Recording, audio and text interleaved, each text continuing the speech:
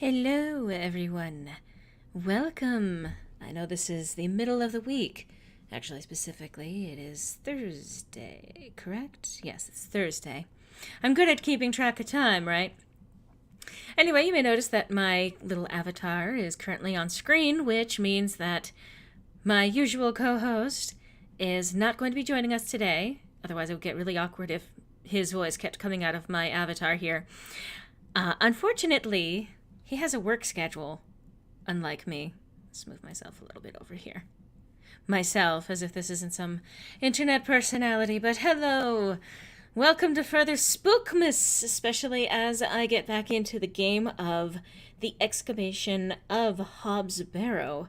A game that I really am enjoying. I just unfortunately was not able to find the time slash energy slash well-being to be able to actually continue as of last week. Oh, hey, Phoenix. Is today your birthday? Cool. Well, I mean, whether or not it is today or otherwise, happy birthday. Oh, wow. Apparently, my saying happy birthday is enough to get me angry. Well, happy birthday. I currently have a black cat sitting behind me. Of course, I say this and he immediately shifts position. Anyway. So yeah, I'm still experimenting with having that whole intro scene and everything, but I figured that'll be a little bit useful too before I end up officially getting started with anything. I know I'm doing this in the middle of the evening. Oh, hey David. I'm doing okay. Certainly better than I have been for, I guess, the last week. Things have been a little rough going. Unfortunately, I ended up missing this last Saturday for streaming purposes just because things were not fantastic. That all said, I'm feeling good today. That's it. I guess that's the entire sentence. I'm feeling good today, and I'm actually looking forward to getting back into this. I just wanted to have a little bit of a period of talking and seeing how everyone else was doing and seeing how y'all are feeling, if you guys are feeling it today, midway through the month of October. I'm not looking forward to... What? I'm not mad. What is wrong? I'm gonna fucking... Alright. 1 second, because the thing is, for some reason, ridiculously angry. Gonna try and fix this. But it requires a little bit of tooling over on my end. I'm not mad, I'm disappointed. But let's adjust your sensitivity.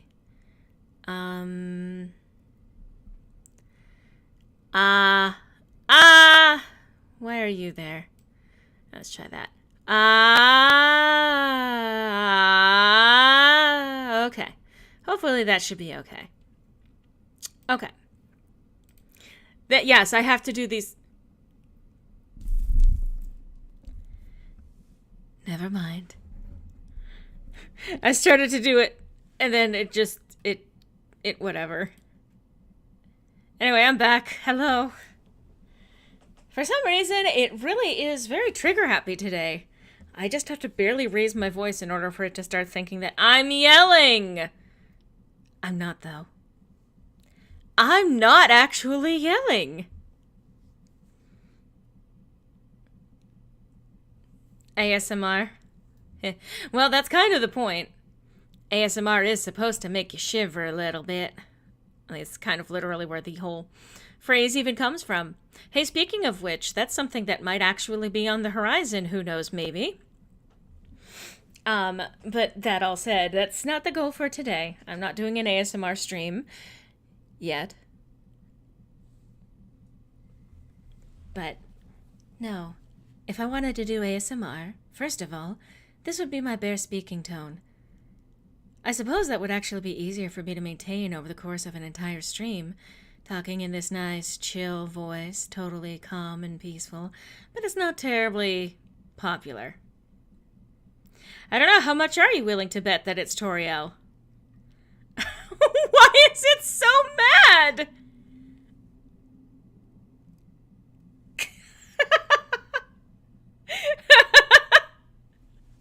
Oh, whatever. Let's see. So you guys can see the program. I may as well. Let's see. Let's boop this up a little bit more. Uh, uh,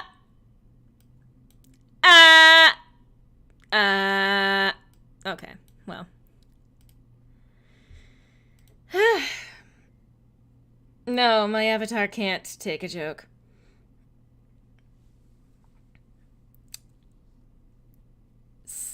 Saw a video for you.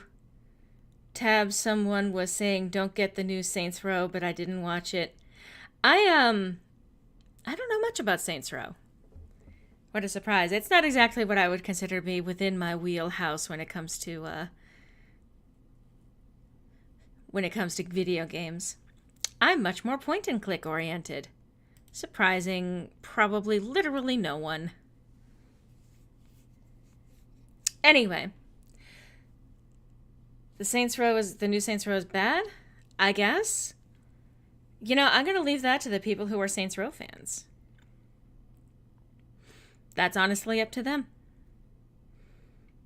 I mean, I don't mean to be like, I very much believe that it's every individual's, business for whatever they like or don't like.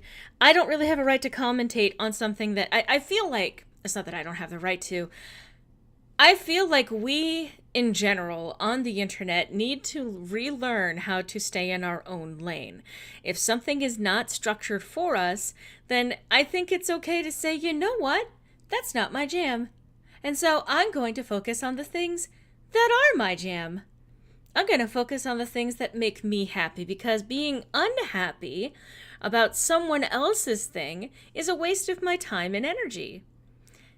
And so, say clicking onto a video that you don't particularly like and you're not fond of the creator or you're not fond of what they're saying, you can hit the back button and get off the video instead of being mad at it. I think that that's far more productive of a use of your time than staying on a video and commenting angrily. I don't think that that's terribly helpful for you or for them, really. Someone's trying to call now, but my screen says...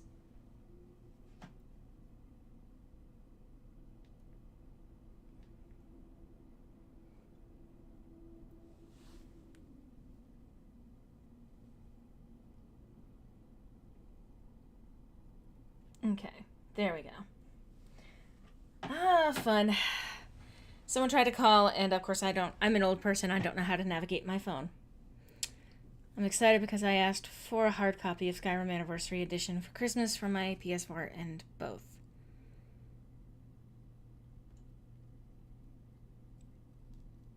Well, I've played Skyrim. I think it's interesting, and I could probably enjoy it more if I had more time and energy to dedicate to getting good at it. But new Pokemon games, and I hope I get them. Oh, okay. Yeah, I mean, I'm looking forward to the new Pokemon games too. Anyway, I'm going to get started with the Excavation of Hob's Barrow, or at least pick up from where I left off. If you weren't here for the last stream, I do have that up on the channel. It is both live as well as in a playlist, same playlist that this one's going to be getting into. I might actually need to remove my little avatar here. Yeah, I'm gonna have to, I think. It's not that important anyway. There we go.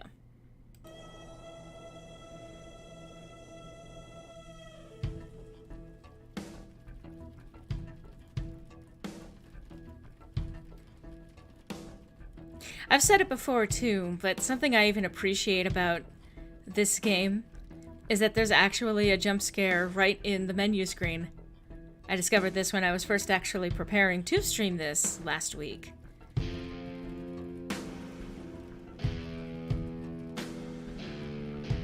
And let's see if I can wait for it to come around.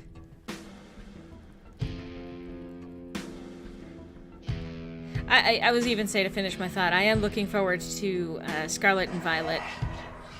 There we go. Interesting time for it to choose to do that. Anyway, so we're playing as this character who has evidently a somewhat tragic history, has come to this tiny little middle of nowhere village, has had a decent look around, and still has yet to meet the person that she came into town to actually meet. I forget exactly what it was that I was doing. Ah, okay.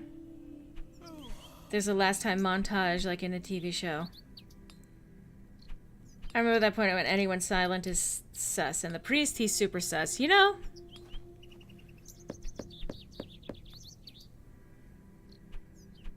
I don't think anyone is home.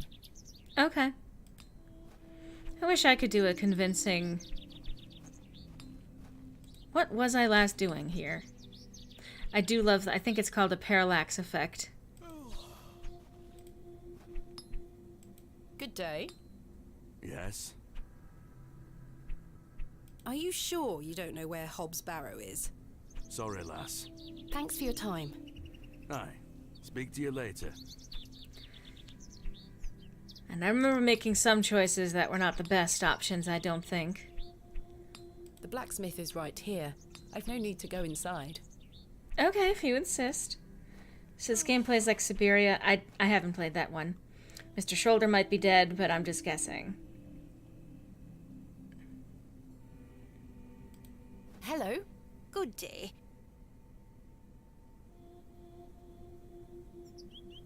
Why did you call Lord Panswick wretched? He hides in that manor of his and cares not for his people. I've heard stories whispered in the pews, you know. What kind of stories? That he shoots people on sight. Anyone that strays onto Panswick Manor. Good grief. Yet he will walk into the plough and furrow and buy ale for all and be hailed as our protector. I answer to God and God alone. Forgive me, pet. I shouldn't get so worked up. Not at all. I appreciate your honesty, Mrs. Duplancy. Yeah. Are you sure you don't know where Hob's Barrow is? Hobbs, what? Never mind. Thank you for your time. Lord be with you. I mean, I have a general idea of what it is that I'm trying to do here.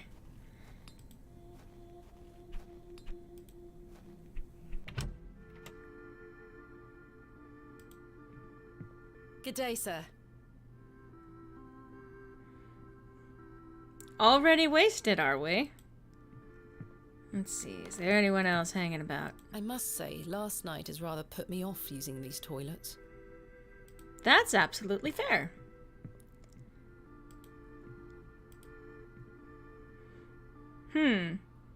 Leonard Shoulder. I found Mr. Shoulder's home, thanks to the help of Father Roach. Wonderful. So you've met our vicar then? Yes, I did. An interesting character. Indeed.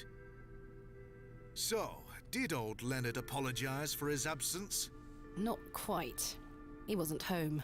What is that man playing at? You tell me. My assistant has not arrived as planned. Oh, is everything all right? I'm not entirely sure. Am I to keep a room for him just in case?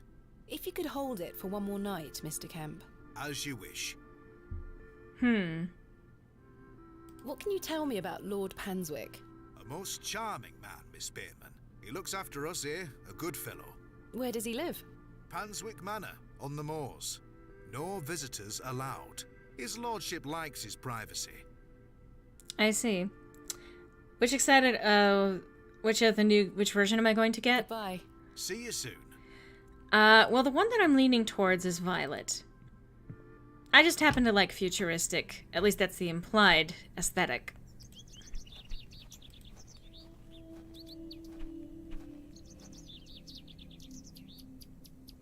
Was he always here?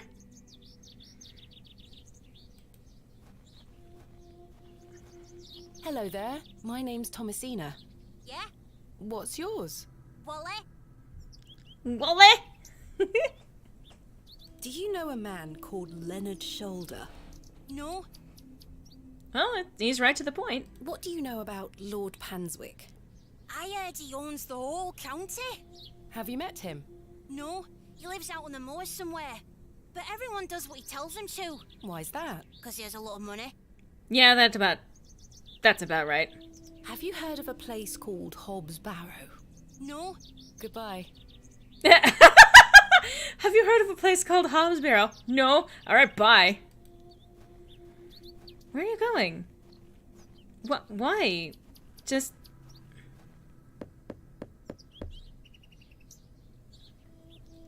Nobody home.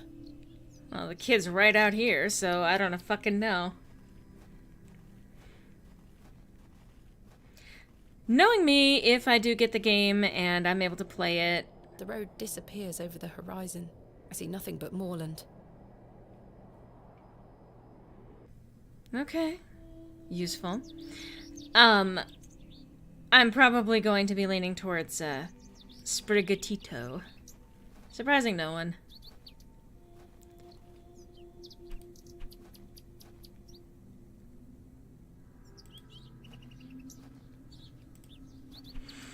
I think the last thing that I was up to... Oh. There's a little bird. The window box is well out of reach. These flowers look pretty. Someone must take good care of them.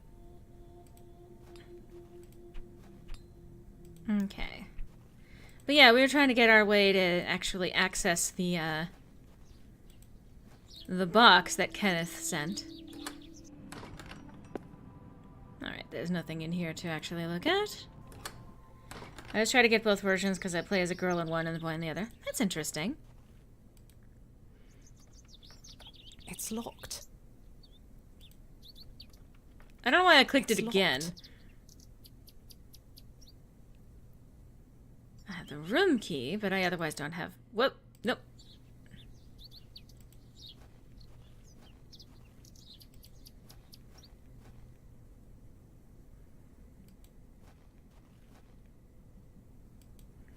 Let's see, what's out this way? Oh, hello.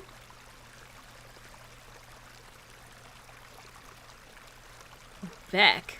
I do enjoy the charm of a babbling beck. What the fuck is a beck? I guess it's a stream of some kind. Okay. Good day, little one. What's your name? Wally took Myrtle. Pardon? He took her and ran off. I hate him. Is Myrtle one of your dolls? Yes, my favourite. Mummy made her for me. She's so beautiful. Wally is the worst brother in the whole world. I'm sorry to hear that. What is your name, little one? Jane. It's a pleasure to meet you, Jane. My name is Thomasina. Okay. Alright, well, we met one sibling and now we've met the other. I guess. Or at least another of them. Who knows how many siblings? This is a lovely little beck. It's where we get our water, miss. It's good for drinking and cleaning. Your dolls look lovely, Jane. Thank you, miss. I love them very much. Today was their birthday. Why did your brother take Myrtle away? He's just jealous because Daddy is letting me come with him to the market tomorrow. Wally thinks I'm Daddy's favourite, so he took Myrtle from me. What if he rips her to tatters? What if he feeds her to Mr. Bryden's goat? Don't worry, Jane. I'm sure he wouldn't do such a thing. Where did your brother go? I don't know. Home, maybe. Well- But I have to wait here for Myrtle's friends to dry out. Well, we know where he is, so there's at least that. Do you know an old man called Leonard Shoulder? No, miss.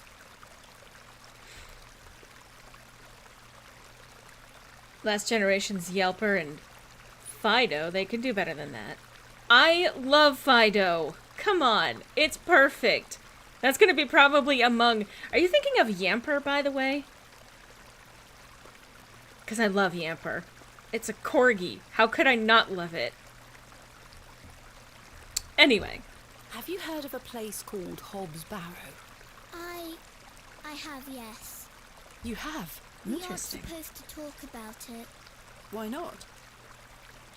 Would you like to go there? Yes, I would very much like to. I'll tell you where it is if you find Myrtle for me. You will? Yes! Yeah. Don't tell anyone about it or I'll be told off. I promise. Please Yes! find Myrtle first. I miss her. I will. I will. Whoa, whoa, whoa. Okay, that's what I get for clicking on something. I wish you could pet the doggos like you used to be able to in X and Y. Well, I wish they could do better with names and no worries. I think do better with the names? Like Mr. Mime?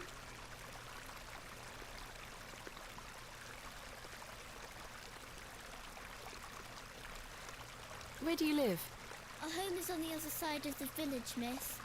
Maybe Wally went back there. Or maybe he's left her out on the moors. Poor Myrtle. I'm going to kick him so hard. Okay. Goodbye. Bye, miss. She has a puckish little face. Hmm. I do enjoy the... Damp rag dolls have been laid out to dry in the dreary sun. They aren't mine to take. That's fair. Remarkable. A gargantuan fossilised ammonite. This would look fantastic on my mantelpiece. Hey! Stay away from that! It's bad luck to touch the Ammon's horn. I'm serious. Fine. It's bad luck! Fine. The water is icy cold. Very good. Alright, is there anything else? Nope, this is the end of the road out this way. Wait, Sweet little flowers. The delicate flowers smell rather sweet. take one? The delicate flowers. Okay, I guess that's that. I'm sure that'll become... They seem so generic. I mean... Maybe? But it's not exactly like as if that's an entirely new thing, either.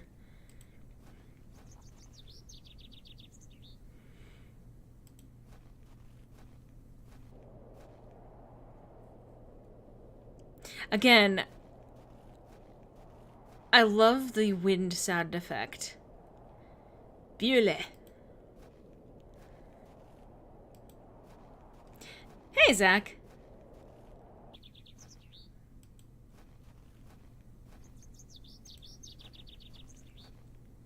Just taking a stroll around. It was very surreal when we passed through here before.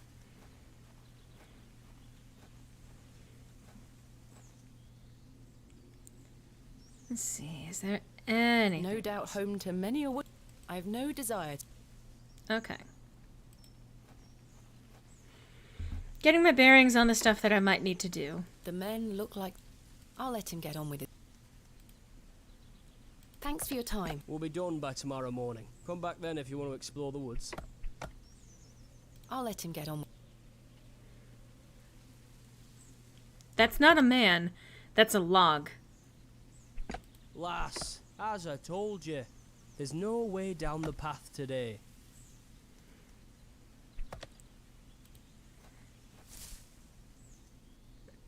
I like the little details of including, like, the creatures actually scuttling to and fro.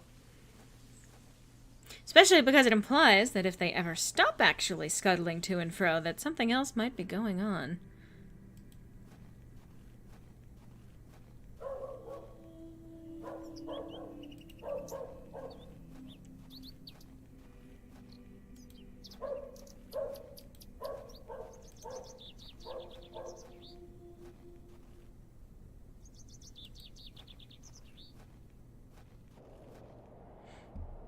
not sure if these are poisonous or edible. I'd better not touch them. They could be poisonous. The moors stretch into the distance. I don't wish to wander aimlessly.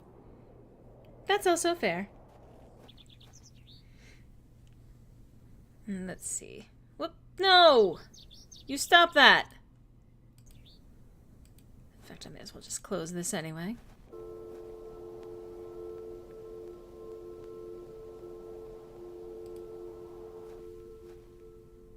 I do like the music that they chose for that particular area. No, music, not dog. Music!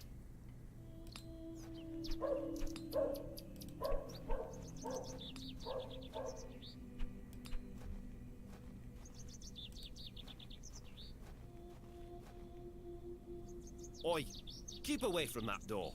I promise Mr. Price I keep an eye on his storeroom while he's gone. A warehouse. Yep, that is, in fact, the box I need. Wait. There's no way to look around, but... He looks a little chirpier than your... There's nothing else I wish...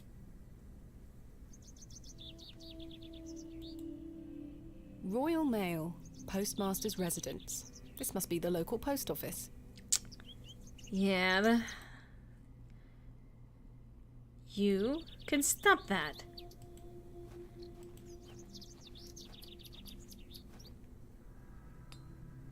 Well, there's at least something that I know I can do.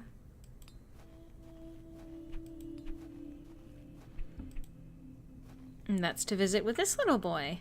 Hello, Wally. It's easy to get paralyzed when a small dog is nuzzling you all the time. True. Jane tells me you've taken Myrtle away. And what if I did? That's a bit mean, don't you think? She kicked me! Look at this bruise on my leg! That does look quite bad. Why did she kick you? Because she's a little goblin. You don't know what she can be like. Besides, Myrtle is gone now. I've given her to the fair folk. That'll teach her. Who are the fair folk? The Fairies. little people of the moors. I gave Myrtle to them.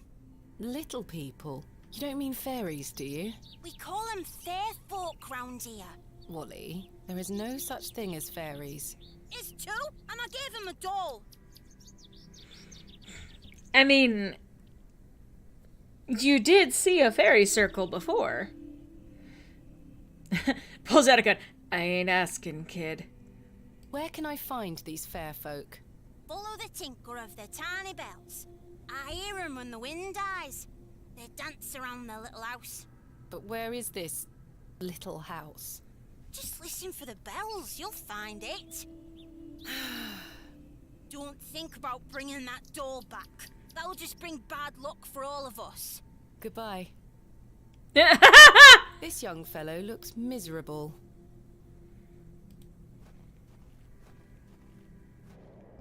The road yes. disappears over...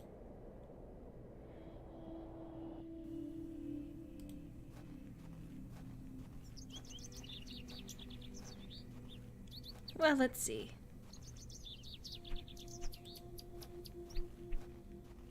I've got a pretty reasonable idea of where that probably is.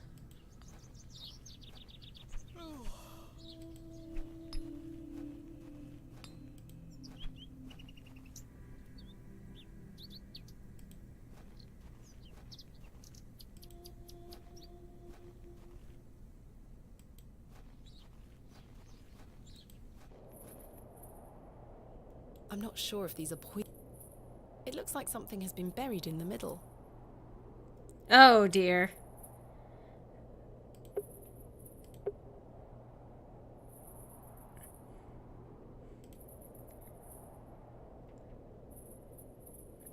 Fairies? Oh, because I did see the mushroom ring before.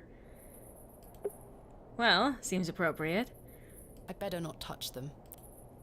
It looks like something has been buried in the middle. Well...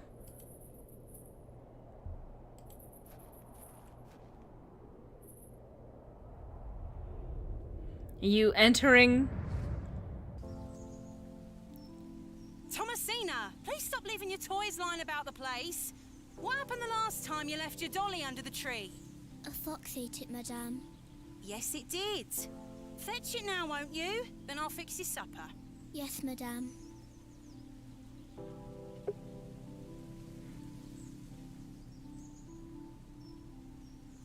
Mr. Bowles looks cross. What's for supper, madame? It'll be nothing but a glass of water and a worm if you don't fetch your dolly right this instant. I see. There's a bunch of mushrooms right here. Seems like she might have believed in something once upon a time. It's the gateway to the fairy kingdom. Uh-huh.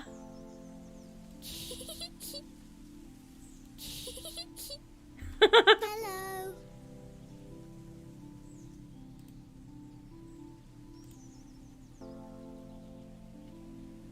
Hello, fairies. It's the gateway to the fairy kingdom. There she is.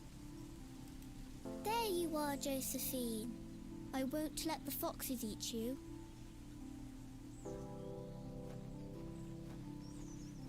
Who's that you have there, little bird? Josephine. She introduced me to the fairies. Oh, fairies, you say? Yes, Daddy. Do you believe in fairies? Of course. Do you see those mushrooms over there? Yes. That's the gateway to their kingdom. That's where Josephine and I go to talk to the fairies. Now, listen to me, Thomasina. Yes? You're old enough now to hear this. There's no such thing as fairies or talking dolls, my little bird. What do you mean? Well, there I'm is sorry, such thing my as dear talking child. I do dolls. not wish to upset you. Nowadays, I just want anyway. to make sure that you understand the difference between fantasy and reality. Josephine is just a doll, and fairies do not exist. But, Daddy... Science is the great antidote to the poison of enthusiasm and superstition. Please always remember that. If you hear anything about fairies or the like again, know that it's hogwash. What is it? Oh, this is definitely a horror game. Hogwash. Did Wally bury the doll, I wonder? Walked right into that circle.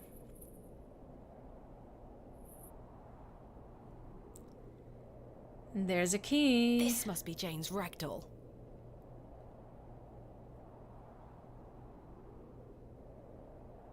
Look at it writhing away. You're coming with me, little fellow. I shall name you Kenneth. Look at it writhing. I've already taken one. Oh, okay. There is something somewhat unsettling about its appearance. Perhaps these wriggling worms are the fair folk young Wally was so fearful of. How strange. There is a hairpin pierced through the arm. This may come in handy. I'll keep it.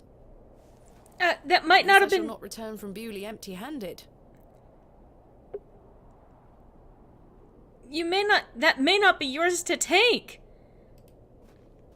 That might have actually been an offering to the fair folk. That would not be good. Hey, Shikarian.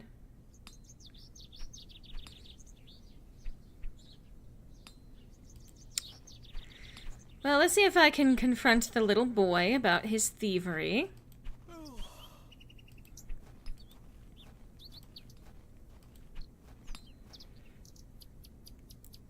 I can't.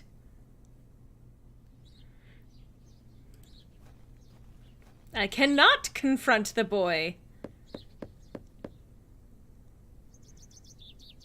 Nobody home. Go away! What?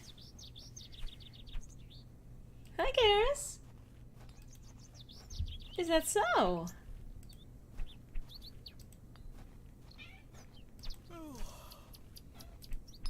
Yeah? What of it? Yeah? I didn't know. She has a puck.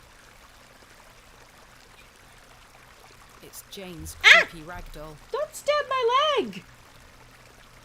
It's little Kenneth. No. I present to you Myrtle. Myrtle! I missed you so much. Now, I believe we had a deal. Hide and seek. Come back! Oh, now you can leave your It's in dolls. moments like these, I thank myself for not having children.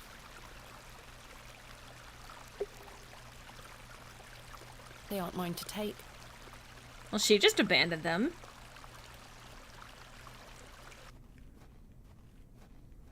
Oh, no. Hey! Oh, that's not good.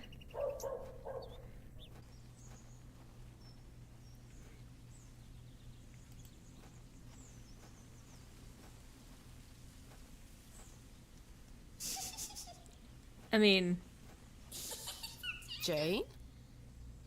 Jane must be hiding in there, the little scamp. Jane, get out of there. Don't make me come in. Fine. can you fit? Curses. The hole is too small for me to fit through. That's what I thought. Curses. Well, let's see. I Oh, was always happiest with a trowel in my hand. Uncovering hidden worlds within the earth itself, clod by clod. That should do it.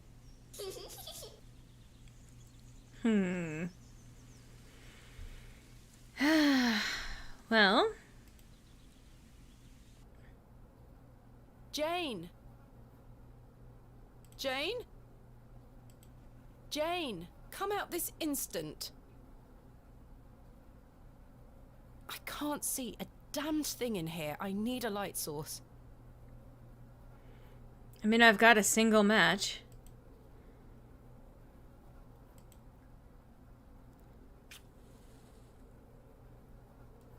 Curses. The useless thing blew out. Jane? Okay, I need to get my hands on a light source then. I mean, I know where you are. Okay. A light source.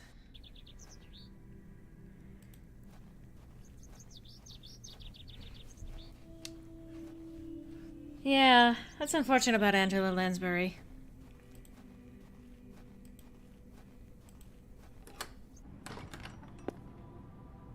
Can I take a candle? I've no time for such things.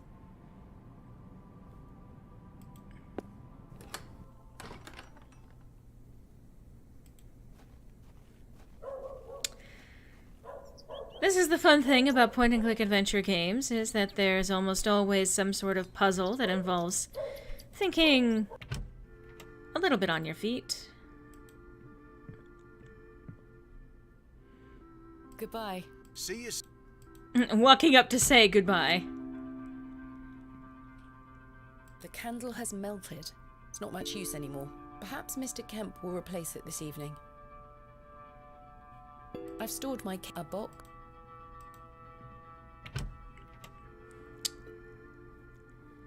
Let's see. Where else might I find a light source?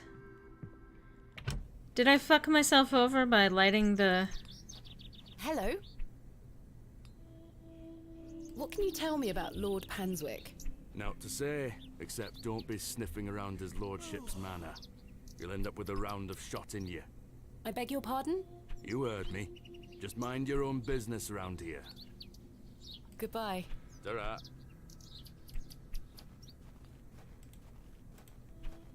Him. Does anyone have a candle? No one here.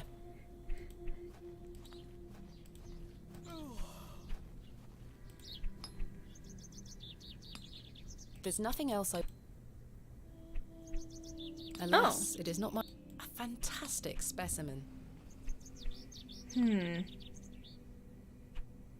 A simple... I didn't come to Bewley to sweep their streets. Not yet. The bucket has seen... The bucket is rusty.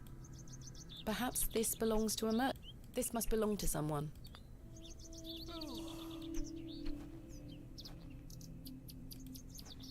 Good day to you, Cyril. How do, lass? What do you make of Henry Long? An idiot who thinks that station's a good idea. Can you imagine? Strangers pouring into Bewley. Turns the stomach, that does. Maybe he has a point. You could travel. Bah! You're an outsider. I'd expect you to have such a bad opinion. But Henry, he's a Bewley lad. Oh! The odd Barney or two in the pub over it all. I can imagine. Can I buy you a drink, Cyril? Now? Oh, wait. I don't have any money. Well, I'm not buying you a drink. Please? You must think I'm daft. Goodbye. Ta-ra, lass. So, thank you for pointing that out, Shikarian. Because I realize now what it is I must do.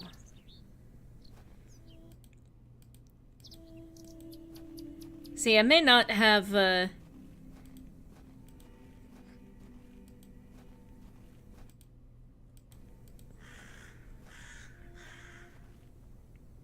Okay, that's not the direction I want to go in.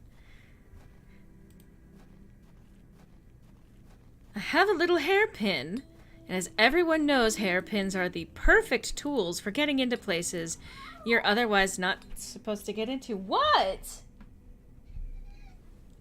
What? You came running in like a bat out of hell. What are you doing? Yeah? What's the matter? What you doing? You rubbing your face on things? Did you guys even hear his entrance there? What? Yeah? You came in to get talked to, is that it? Is that it? Trying to see if I can't get him to actually say something. Hey! Hey!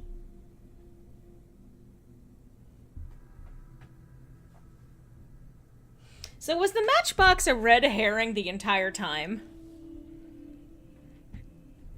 Okay, so...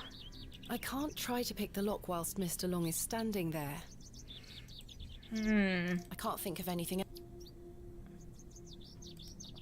Do you want a I worm? don't think anyone really wants to see my worm.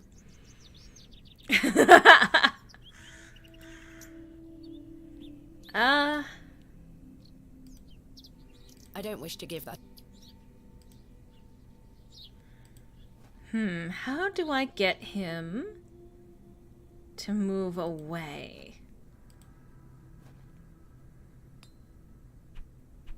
No, Garrus, no! You're not, no, you're not allowed up there. Psst, psst, psst. Come on.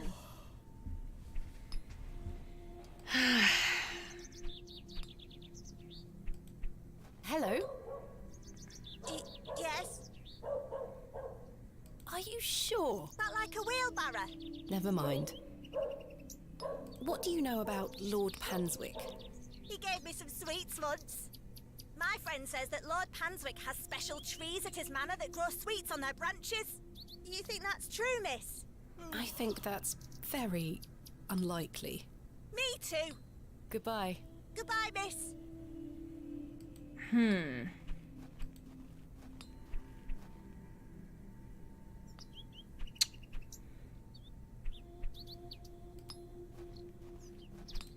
Nope, Good no. day. Yes. Oh! Mr. Crozier, might I borrow your lantern? Sorry, lass. I need it. My eyesight is not what it used to be. The extra light helps me see what I'm hammering. I understand. I noticed your spectacular fossil specimen. Oh, I collect them. This one is called an... Ammonite. I'm impressed, lass.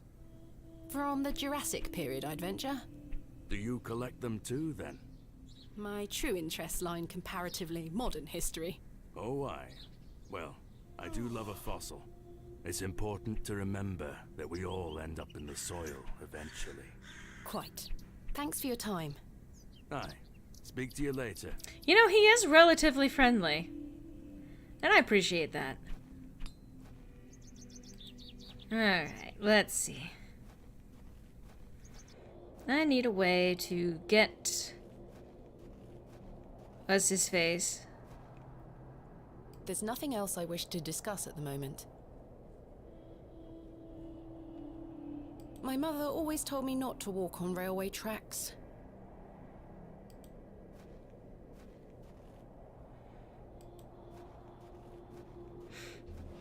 A smart blacksmith. I mean, that's just it. You have to be pretty smart to be a blacksmith.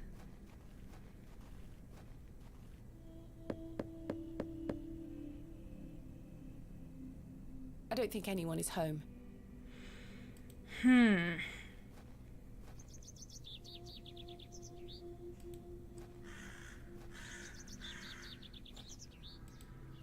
How do I get that guy away I have from nothing his... else to... That guy away from his house. That guy away from his house. This appears to be a This appears to Let's dig it up. be a barrow digger, but I am no grave robber. What's the difference? Well, it's not simply hitting the hammer in the right place. Because you have to know physics in order to get it to the right Devil's place. Toe, a local landmark. What a peculiar name, the Devil's Toe. I can't quite see the resemblance myself. You have to know physics to know exactly where to hit the thing to get it to the right place in order to get it to come out the right way. There's a lot of technique, and you have to train really hard to be able to hit it in exactly the right way to get it sharpened or shaped the way that you need it to go. So there's a lot that you have to know, just like about any other skill that people consider to be unskilled labor or whatever. There are techniques that you have to learn in order for it to work. I'm rather fond of this. Perhaps Mr. Shoulder and I share similar taste. Oops, I skipped over that line of dialogue. Well, can I pick my way into his house? I can't pick this type of lock with a hairpin. Okay, that's fair.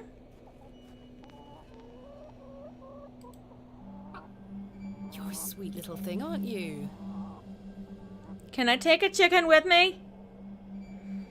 No, I want a chicken.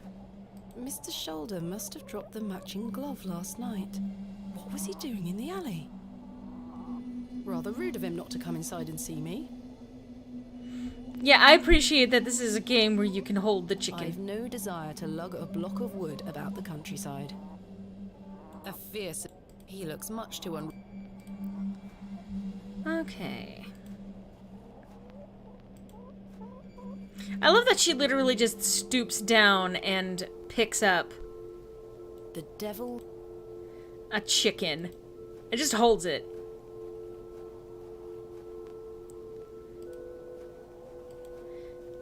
I think I've exhausted all dialogue with him, but I can always go back and check. There might be something new. Or I just missed something.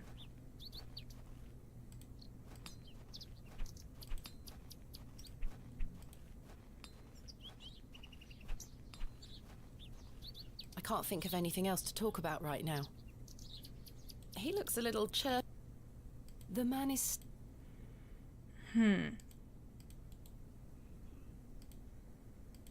Is this yours?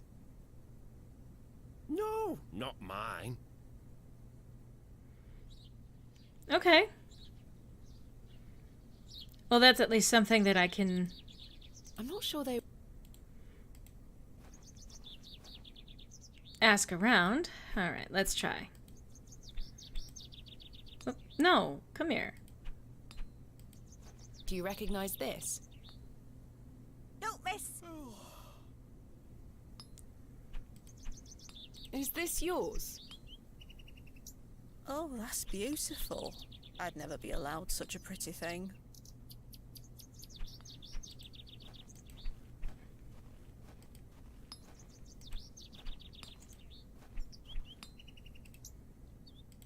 Is this yours? No, not mine.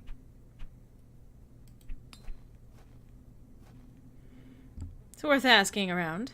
I don't wish to give that away. I don't wish to... Everyone else you're asking! I don't think anyone really wants to see my worm.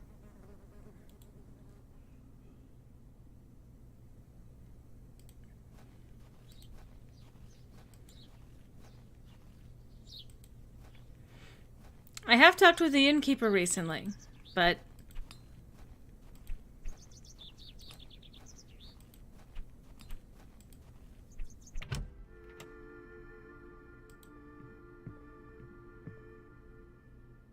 I'm sorry to ask this, Mr. Kemp, but could I please open a tab?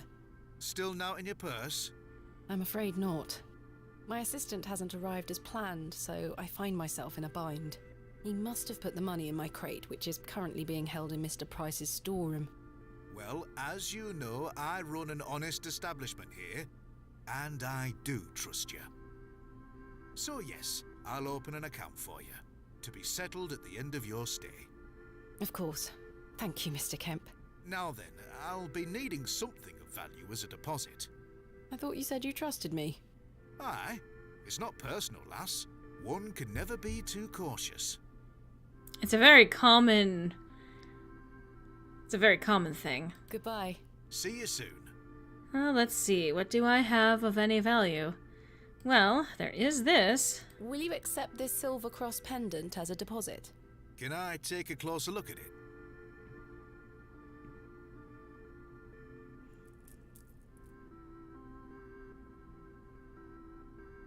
Aye, silver. That'll do. Thank you, Mr. Kemp. Can I get you something to drink? I should keep a clear Not head, right now, Mr. but Kemp. As you were. I do know someone that, was interested in a drink. So there's at least that. Well, the assistant didn't actually... Also, hello, Larks. Didn't acknowledge you earlier. But he did send his stuff. Or did send her stuff. Hey, Cyril? Good day to you, Cyril. I'll do, lass. Can I buy you a drink, Cyril? Now, Yes. go on then, lass. Follow me. I mean, it's one of those, once you've exhausted everything else, pursue what line you do get. So then, he turns around and says, "Why is a dog like a tree?" And I says, "I don't know." And he says, "Because they both lose their bark once they're dead." Very droll, Cyril. Well, it's been a pleasure, but I must be off. Aye, lass. Ta for the drink. You're not too bad for an outsider. Thanks again for the ale, lass. Now leave me be. Cyril seems gruff and unwelcoming, but I sense he may be a kind man under this facade. Okay. Stanley is yet to... I've no use for... Okay. So there's at least that. I've decided to find Hobbs Barrow without Mr. Shoulder's aid. Are you sure that's a wise idea, lass? What other choice do I have? I have a feeling he is avoiding me. Do you know where I can find the Barrow? No, sorry. I say that on my mother's grave, Miss Bateman. Goodbye. See you soon. A fine exemplar of inebriation. Good day, sir. Well, okay then.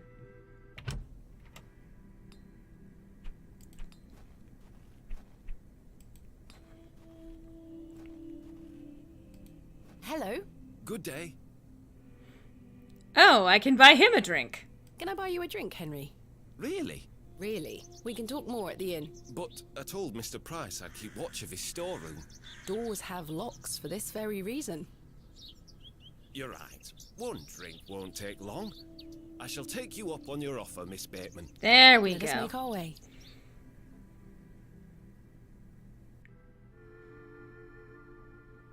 To think, if that station hadn't been built, we would never have met.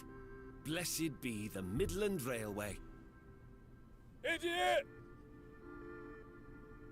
That station is the worst decision. Oh, they get into a fight and then I sneak out and pick the lock while they're fighting. Cyril Farnaby, a miserable man with miserable ideas. I will change your mind even if it kills me. Well, you take care of that. You go ahead and have your fight. I have a door to pick.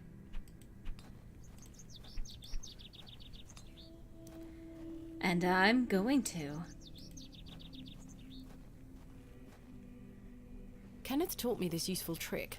A hairpin is much more than a hair accessory. A few wiggles and this lock should spring right open. I've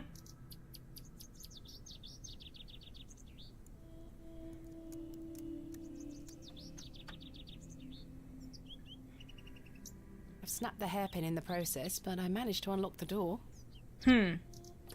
Just to make sure you couldn't use that trick again. Let's open this envelope. There's a note inside. Miss Bateman, I beg for your forgiveness. A matter of grave urgency has arisen in London, and I cannot join you in Bewley. I've packed your usual equipment, and I pray you will find local assistance in my absence. I look forward to seeing you upon your return. Yours faithfully, Kenneth Murdoch. How very frustrating. I wonder what happened. I'd better get this to the alley before Mr. Long comes back. Moving a fully laden crate through the village square was no easy task. Somehow, no one was there to witness it. But I didn't give up, because I never give up, do I, Mother? I am as stubborn as my father, as you liked to remind me. Well, much more manageable location for me. Wait. Where is my money? It's not in here. Kenneth, you absolute liability of a man. It looks like everything else is in here. Picks, specimen trays, shovels. Oh, my chisel, I'll take that. Ah, my lantern. It feels light.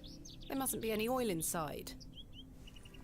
I'll leave the rest in the crate. Stanley assured me things would be safe here. But the crate... No money and no assistant. This is most inconvenient. Still, I've been in worse situations. I've got a tab at the inn for now. I'll worry about money later. I must find that barrow and get on with the excavation. Put the lid back on the I crate! don't wish to carry around my heavy excavation tools. Put the lid back on the crate!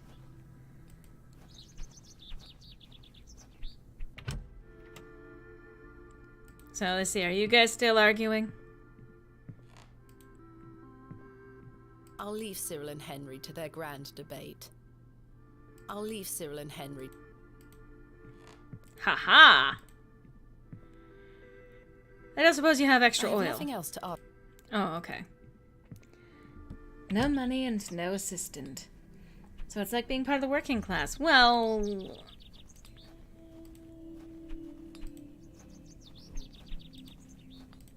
maybe he has some oil.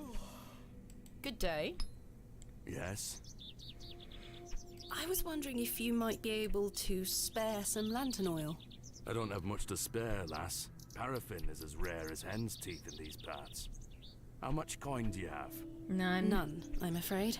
If you're in a bind, I can trade you a small amount. A trade, you say? Aye. What can I trade you for some lantern oil? Surprise me. I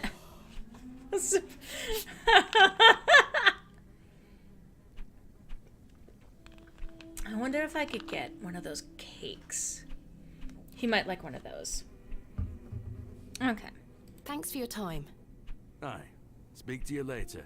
Oh, the fossil.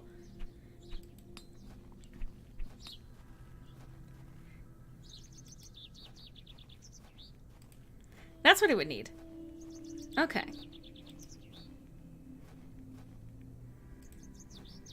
I mean, it's bad luck to touch it, but sure.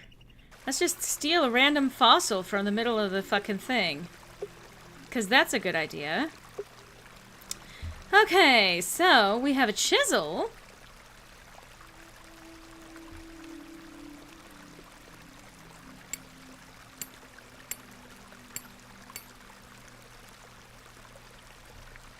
Splendid. I've managed to extract it in one piece. That's great. An exceptional ammonite fossil. It's little Kenneth. See, you do have your assistant with you.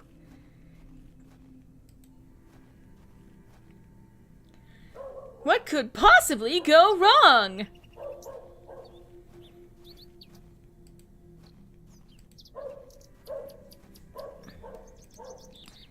Alright, sir. Would you trade some of your paraffin for this fossilized ammonite, Mr. Crozier? Now then, 'tis a beauty that. It looks familiar. I'll take it off your hands. Wonderful. Let me fetch some paraffin from inside. I wonder if he would have objected if he knew where it came from. There you are.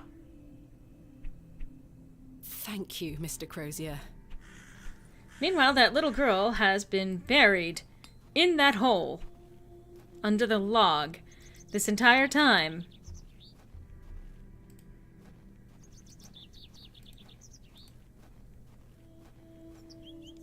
Oh well, we'll get her now. It's just cause problems for ourselves. Wait, did I fuck myself over? Do I have no ability to actually light the lantern? I should fill the lantern with fumbling in the dark. Oh, okay.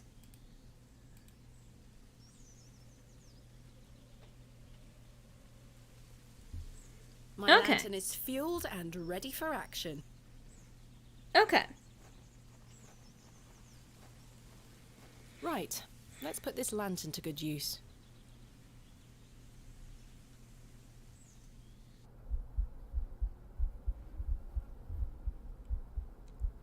Oh good, I can hear a heartbeat.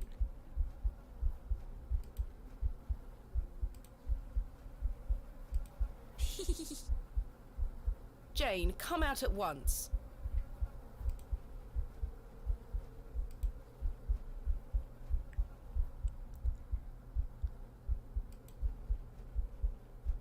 That is very disconcerting.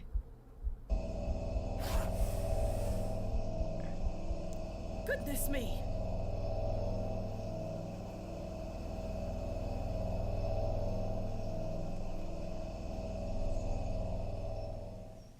Jane! Silly, what are you doing in that smelly old badger's hole? You were in there. No, I weren't. Yes, you were. Not true. I was hiding behind that tree over there. I got bored of waiting for you. So where can I find Hobbs Barrow? Go north from the church graveyard, up the hill. You'll see some muddy fields on the horizon. That's Mr. Bryden's farm. Hobbs Barrow is there. Don't tell any grown-ups I told you. And thanks for getting Myrtle back. My pleasure. Thank you, Jane. You've been a great help.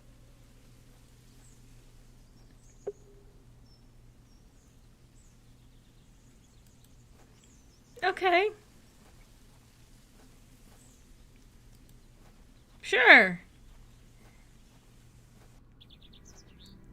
That is, in fact, a cute badger. However, it's not a great idea to just stick around a wild badger. Yeah, the badger giggled.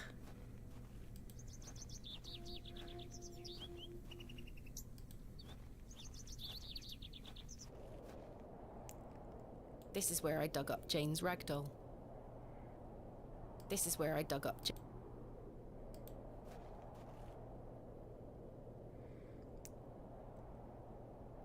I don't think it liked that I dug up the doll.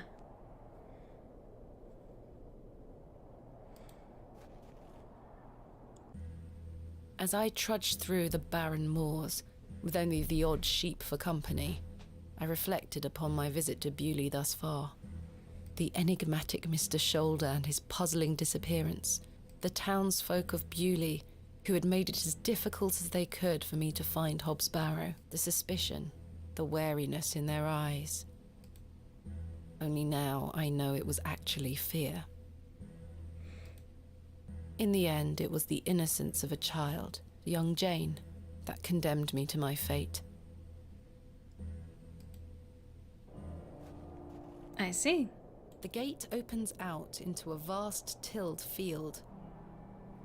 I've no desire to wander the furrows. That's fair.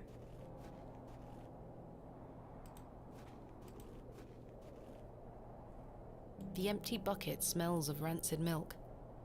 This is not mine to take. Are you sure? Maybe it is. Easy, girl.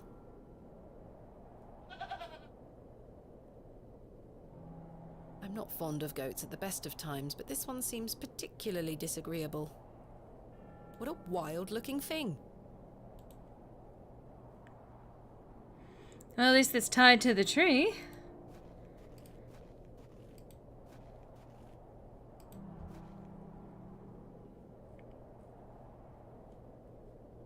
Ploughed fields stretch far and wide, an unusual sight for this area. Okay.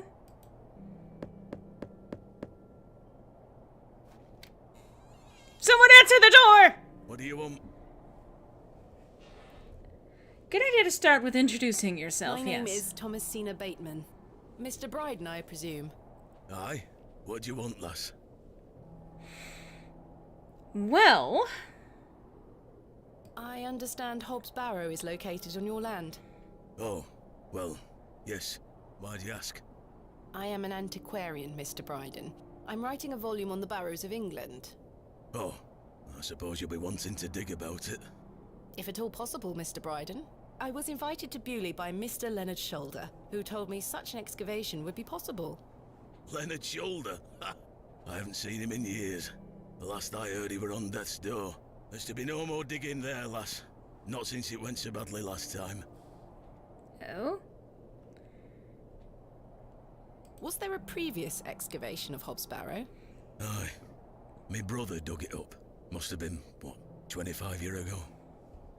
You see, whatever he found inside, well, it drove him mad. Oh? Aye. I moved back here to look after him. Poor bastard hanged himself not long after. I'm sorry, Mr. Bryden. That's terrible. Aye. Time passes, but it were an awful thing. Tell me about yourself, Mr. Bryden. Well, I just I did. live here with my wife. I might be long in tooth, but I can still run this farm without too much help. What did your brother find? Samuel. Samuel were his name. Sorry, what did Samuel find in the barrow? I don't know. But something went wrong. Afterward, he could barely speak. You couldn't make out a word, like. That must have been hard. He lost a hand in that excavation too, you know. Goodness me, how? I try hard not to speculate on what might have happened, lass. I'd see him disappear into that barrow, dragging timber in with him. You'd hear him hammering away for hours. I offered him help, but he'd have none of it. Soon enough, he'd block the entrance off. To look at it now, you'd never know the thing we dug up. The land has reclaimed it.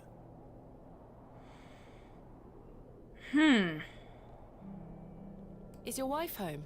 She's out in fields, lass. Pulling weeds. The curse of such fertile soil. 40 years we've been married. I couldn't do it without her, you see. How splendid. Aye. My wife is a fine woman. Are you married, lass? No. I've had my fair share of proposals, Mr. Bryden, but that's not the life for me. Marriage is an important institution. You'll find a man one day. I manage rather well without one, Mr. Bryden. Mm-hmm. So, yes, digging into something, finding something that drives you crazy. This is classic Lovecraftian horror. Who else was involved in the excavation? 2 others, I believe. Outsiders, perhaps.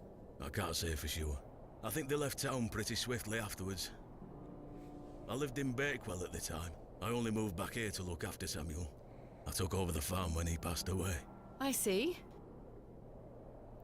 What can you tell me about your farm? Samuel's fair to side. We're a fortunate family. The soil is fertile here. Crops grow without too much trouble. All the other farmers round here raise livestock. Even Lord Panswick. We grow feed for him. Most fortunate, Mr. Bryden. You haven't seen Mr. Shoulder for some time? I hear about him now and then, but it must be a good few years since I set eyes on him. He hasn't been here to visit Hobbs Barrow? Not to my knowledge. I heard he's beset by ailments. Don't leave his home often. How odd. I assumed he'd spoken to you about my visit. Not at all. Interesting. Turns out the village isn't evil. Cthulhu is. Well, I mean, Cthulhu isn't evil. He's just beyond comprehension. The whole point is, like, we are ants to the, deific figures of the Lovecraftian mythos. It's not that they are evil, they just don't see us. If you step on an ant by accident, does that make you evil? Or does that make you not able to even see it because that's not where you were looking? That's the whole point. And yeah, she's like, well, that's awful. Anyway. What can you tell me of Lord Panswick? He keeps us going. Most of our crops go to feed his animals. What is he like? Oh, I've hardly laid eyes on him. He sends his workers here to pick up the crops. I see. What's wrong with your goat? That's quite an intimidating goat you own. The old girl does a better job of protecting this farm than any hound would. She still produces a lot of milk for us, so we forgive her temper. I see. You say Mr. Shoulder is at death's door. What exactly ails him? I'm unsure. It's just what I've heard. I wouldn't want to speculate on matters that are not my business. And I agree, Phoenix. I mean, it's a good idea to avoid stepping on ants. It's not exactly fair to them. But by the same token, if you accidentally step on an ant, it's not because you meant anything personal. Now, there are some people who step on ants on purpose. And I don't necessarily think that makes them evil, but it does make them questionable. Or fearful, even. Again, the whole point is that we can't understand the motivations of the Lovecraftian gods because they are simply beyond our ability to comprehend. Mr. Bryden, may I please have your permission to excavate Hobbs Barrow? No. Have you not been listening, lass? Samuel found something in there that's best left to rot. No digging here, lass. Huh. Interesting choices. But well, let's try this. Wouldn't you like to find out more about what Samuel found in there? Perhaps. But Samuel boarded up that barrow for a reason. You don't want to tempt the same fate, lass. Perhaps I can at least see Hobbs Barrow. I suppose you've come a long way to be here, lass. All the way from London, Mr. Bryden. Have you any proof of all you've told me? You wish to see proof of what, Mr. Bryden? I can't let any Tom, Dick or Harry wander around me fields. What proof have you of your claims? Thanks for your time. Ta-ra now. I mean, I have the letters. Here is proof that Mr. Shoulder invited me to Bewley in order to excavate Hobbs Barrow. Leonard making bold promises, I see. Don't make me regret this. But yes, you can have a look at it. Thank you. Any road. Once you've set your eyes on it, you won't be wanting outdo with it. The place gives one a queer feeling. So where can I find it? Through that I'm gate eager your to have a left. queer feeling. Just head straight across the top to the field there. After 10 minutes or so, you'll see Barrow, set on a hill ahead. Thank you again, Mr. Bryden. I really do appreciate it. Can I please? Lass, did you not hear my story? If the human brain were so simple that we could understand it, we'd be so simple that we couldn't. He's doing well to be maintaining all this land at his advanced stage.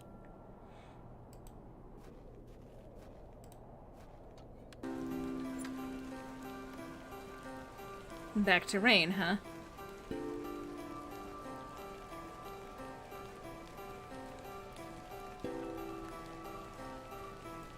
I probably should have brought my umbrella. Well, I didn't know it was going to rain. Perhaps I could take a closer look. Well, then do so. A-R. A-R. I haven't a clue what that could be referring to. I'm sure it'll become relevant. What? Hob's Barrow.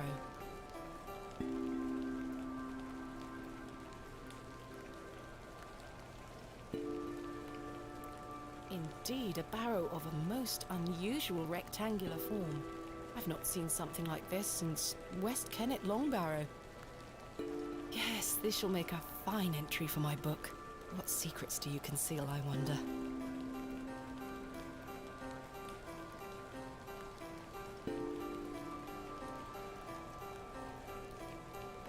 That smell. Earthy and sweet.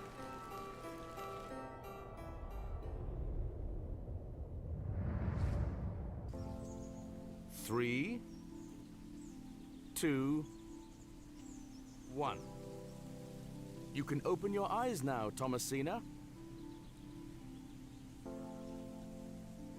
Come.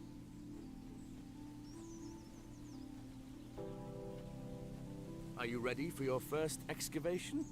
Yes, Daddy. I noticed the gateway is gone. Make sure you remember everything I've taught you. I have a feeling you might find something special. Stop. How exciting. I'll be watching from the steps, my little bird. Good luck. Thank you, Daddy. Stop. Sir. Sir Pounce is here. Ah, okay. Daddy told me I should always carry a trowel on my excavations. Well then. Now I'm ready. Daddy has buried some... Thomasina, a true archaeologist, uses the tools of her trade.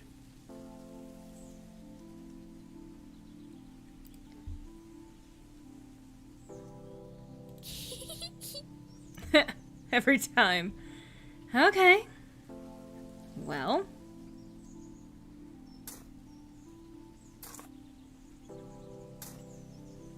Nothing here. Ah, I see. So where's to find it? No, I said use it. There we go.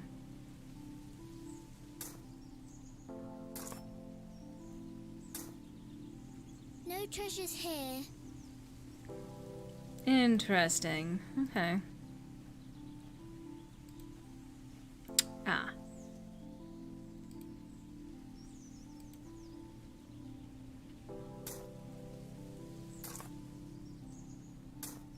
Treasure!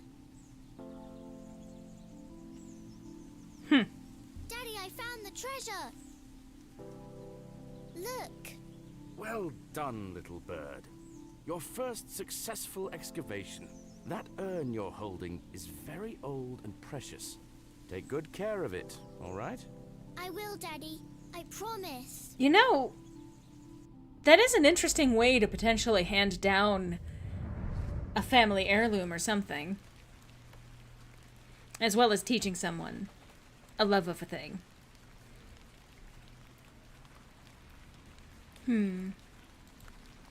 I do have a feeling there is something exceptional to be discovered here. I must gain Mr. Bryden's permission to excavate. I must get...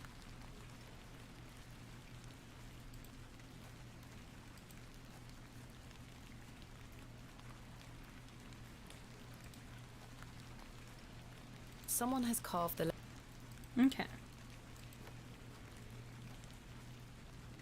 I was thinking, nope, she drops it by mistake.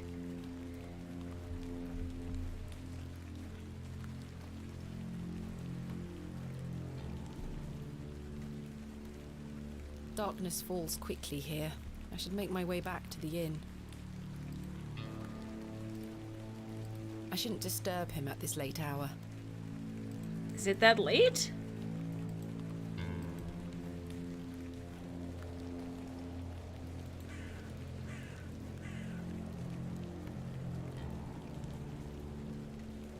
Look at it riving away. Well, I suppose you already have your Kenneth.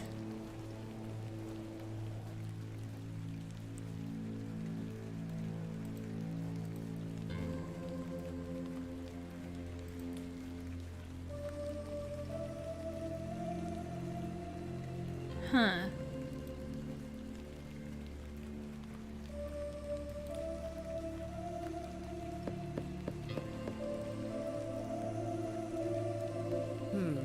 No one here. That light would suggest otherwise.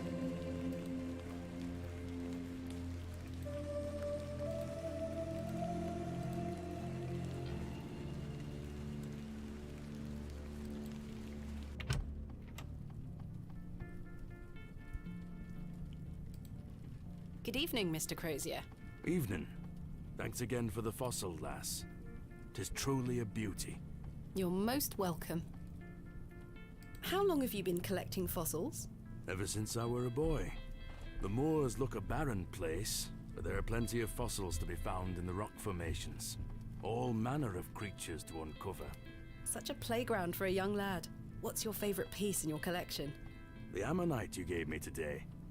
The most recent is always the best. Indeed. What about you, lass? Do you collect out? I do. You see, I'm writing a book on the Barrows of England. It shall be called Vestiges of the Antiquities in Rural England. I document all my findings. But what do you collect? Pottery, tools and such. Bones too, no doubt. No, I leave those in place. You've got a morbid heart, lass. Fussing about in old graves like that. We're not dissimilar in that we both take an interest in the remains of the long gone. I suppose you have a point there. How's your book coming along, then? Very well, thank you. Though I'm rather keen to begin my chapter on Hobbs Barrow. Thanks for your time. Aye. Speak to you later. Mm-hmm. Good evening, gentlemen. What are you gonna do about him? If he thinks he can take her away from here, he's got another thing coming. I am gonna knock his bloody block off. In fact, I can think of a better punishment. Oi, what do you want, lady? Piss off. You heard the man. Charming. Those men are rather brutish. I'd rather not engage with them anymore. And I agree. I like the blacksmith. He seems the honest sort. Good evening, sir. Oh, he's playing the stabby game. I'll leave you to it. Okay.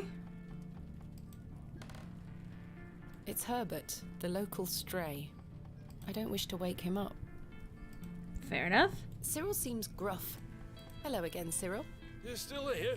Did Mr. Long convince you of the virtues of Bewley Station? What the hell do you think? Now bugger off and leave me to me drink.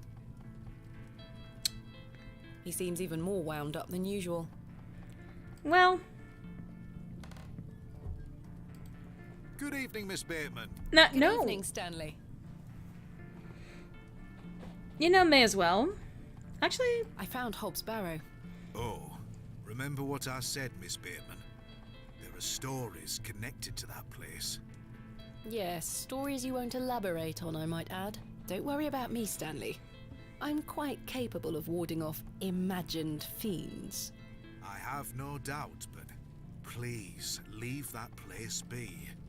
I've come this far, there's no turning back now. That's precisely what worries me. well, A mug of your finest ale, please.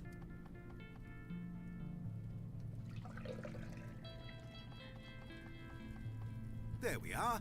That's 2 pence on your account. Thank you. Goodbye. See you soon.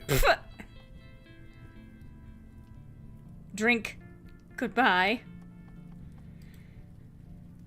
Alright. A lovely place to warm oneself. A lovely place. I must say, last Okay, well. I mean, I can't think of anything else there's yet to do. Suppose I could wander around at night, but I don't know that I'm going to find anything. The sun has set and rain has swept in. I shan't go out again tonight. Okay. Time for bed. Tomorrow I shall convince Mr. Bryden to allow me to begin my excavation. Time for bed! Miss Bateman. How are you? Tired. Gonna buy you a drink?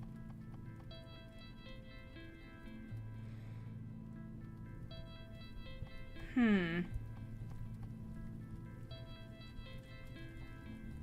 don't know that Mr. Tillett knows anything. And honestly, I am kind of worried. Shouldn't you stop drinking so much? You're beginning to sound like my dear wife. Please, Miss Bateman. I feel bad about what happened last night. I'm sorry I can't remember it. That's all right, Mr. Tillett. Alcohol can do all sorts of damage to one's memory. I was thinking that maybe if we had another drink tonight, I might remember what happened. I'm not sure that's logical. But worth trying?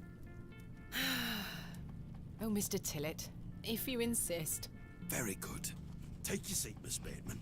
I shall return with the goods.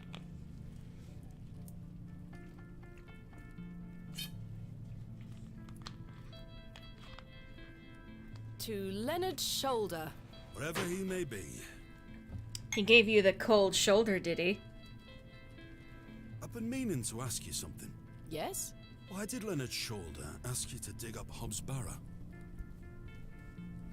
Despite his disappearing act the previous evening, not to mention his questionable sobriety, I decided Mr. Tillett was to be my ally. I spoke again of Mr. Shoulder's letter, his proposed excavation, and my status as an antiquarian and barrow digger. He was fascinated and quite excited at the prospect of meeting the soon-to-be author of a real-life book. You must find all manner of riches on your digs. Barrow digging is not all success, Mr. Tillett. Often I'll come across the likeliest of sites steeped in promise. We set to work with shovel and pick and all the other barrow opening paraphernalia you can imagine. Every stone carefully taken down, every shovel full of earth put dutifully through the sieve, and we find nothing. Or you may find a miserable remnant of animal bone or a shard of pottery hardly to be recognized from the peat in which it decayed. Sometimes it's as if some Neolithic humorist prepared an elaborate practical joke for your special benefit. It still sounds much more exciting than spending your days sitting in England's most remote railway station. Are you all right, Mr. Tillett? I've had another argument with Agnes. Your wife? Aye. She didn't want me coming to the plough tonight. Truth is, I've been drinking my life away since my mother passed. Oh, that's terrible. I'm sorry for your loss. You're kind, Miss Bateman. Thank you. It's been a year since the old girl left us. She had a horrible end, wasting away, day by day. Consumption got her. She was naught but bones by the end. I can't get the image out of my We're all mind. but bones in the end. She were everything to me. I'm so sorry. I apologise for going on, Miss Bateman. It's not appropriate. Don't worry, Mr. Tillett. I appreciate your openness. Used to love going for walks out in the moor, my mother and I, ever since I were a little one. She'd get a tear in her eye as she looked out upon it. She loved this land. I asked Mr. Crozier to build a bench, which we've erected at her favourite lookout spot on the moors. Margaret's Lookout, we called it. Aye. That's a beautiful tribute. Aye. If you take a seat there, do keep her in your thoughts, won't you?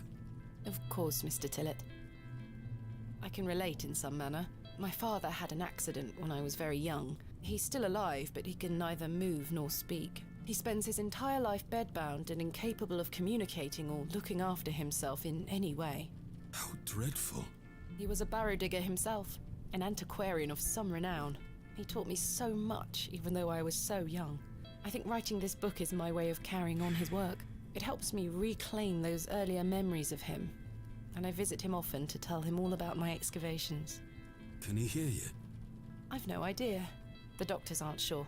I'd do anything to make him better, Mr. Tillett. I'd do anything to bring him back to the man he was. I am in a state of suspended mourning for a man caught between life and death. Dreadful. Just dreadful. We all have our weaknesses. Mine just happens to be my father. And what of your mother? A cold fuck woman. her. We haven't talked in quite some time. I think she blamed me for my father's accident somehow. You were but a child. Indeed. She thus saw it fit that a governess should raise me as she spent her life grieving for my father. Well then, I propose a toast. A toast to what? A shared sense of loss. I'll toast to that, Arthur. Hmm. Now then, enough of this wallowing. Let us be merry. Another round. I really shouldn't. But I did. And another after that. And another. So that's 4 drinks in one evening. The frustrations of my visit to Bewley slipped away with each swill of Stanley's finest ale. We had great fun that night, Mr. Tillett and I. I treasure the memory. Go on then. Let's hear those pipes. Mustn't. Sing the song. You're incorrigible. Please. You'll make a sad man happy. Oh, all right then.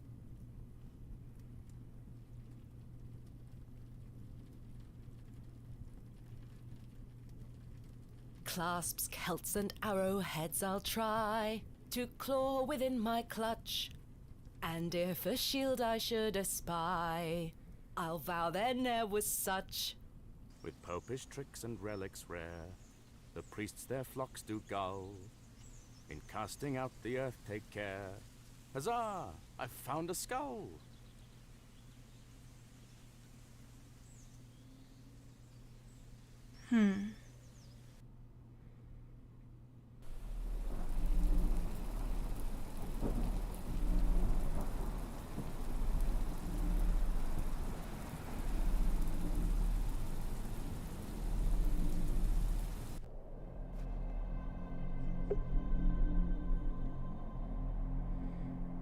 No remark on the fucking sun. Moving slowly.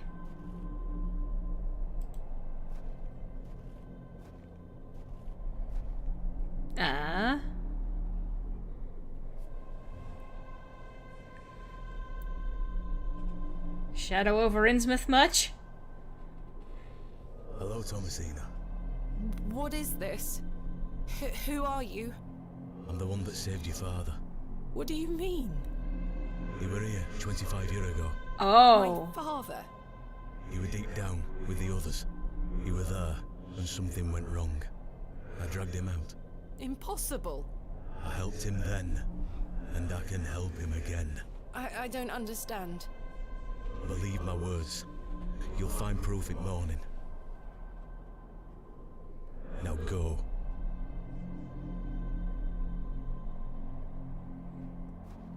One more thing. This is not a dream.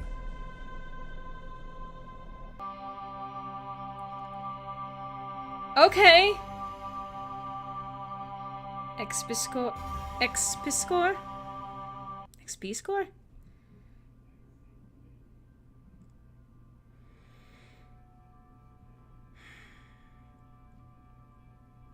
Goodness, that was a terrible sleep.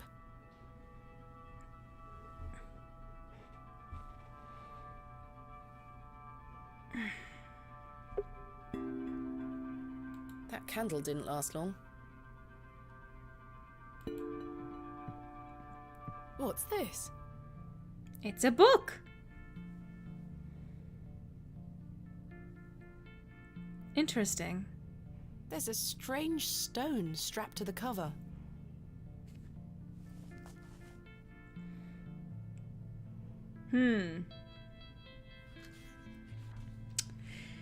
Arrived after a decent day's ride from Bakewell. This is a curious place. Locals seem distant. I'm to meet my local contact tomorrow, so it will be an early night for me. I shall try to keep a diary of my stay here and not give up by day 3 of the excavation as usual. Despite the thrill of possible new discoveries, I cannot stop thinking about my dear wife and wonder if I should have left her in her current state. I have faith that she will conquer this bout of illness. True to form, my journal has been abandoned. Let that not speak for the excitement I feel for this excavation. After much preparation, we dig tomorrow. Such an exceptional site with a unique history. Okay, let me tell you, as someone who starts a lot of things, like a lot of diaries or something like that, and only to be like, whoops, I forgot that happened. As for the dangers, we shall meet them head first. We are prepared. I also sought out a local wise woman yesterday, and she provided me with a tincture for my beloved's nausea gravidarum? Gravidarum? I don't know. I'm sure she will be pleased with it upon my return. Lo, a place of miracles. A planted seed sprouted before our eyes and illuminated our path. Nature's laws hold no meaning here, but I clutch my tablet with the knowledge that it shall end this. One second.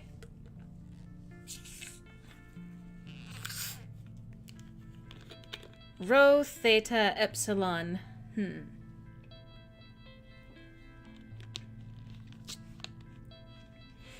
We found the code was simply in the singularity of the characters.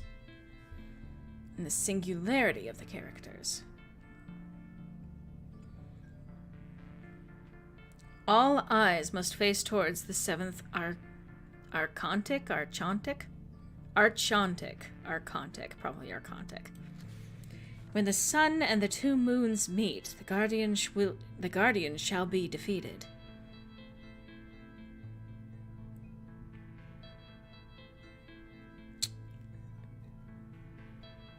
Those look like 2 snakes' mouths. A dead language reveals the path. For thou art the moon, the chief of the stars. Listen to the things that I have said. Follow the words of my mouth. Reveal thyself to me. I heard a whisper, not once, again and again. I will pour out my spirit. I will pour out my spirit. I will pour out my spirit. Okay! It appears to be a journal, full of hogwash. I don't recognize the handwriting. Maybe Stanley knows more about it. Maybe. Okay. I'm sure there's some mythology about snake eating the moon or something. Possibly. Good morning. How's your head, Miss Bateman? That were quite the tune you treated us to last night. To be honest, Stanley, I felt better. I take it you slid this journal under my door? I beg your pardon? The journal, Stanley. I certainly did no such thing. Nor could have anyone else. You're the only guest staying here. What's the meaning of all this? Do you propose that it manifested itself out of thin air? Well, It was probably Mr. Shoulders. No, it wasn't him. He's probably telling the truth. And again, we don't want to break his trust in us. I'm sorry. I just don't understand how else it could have got there.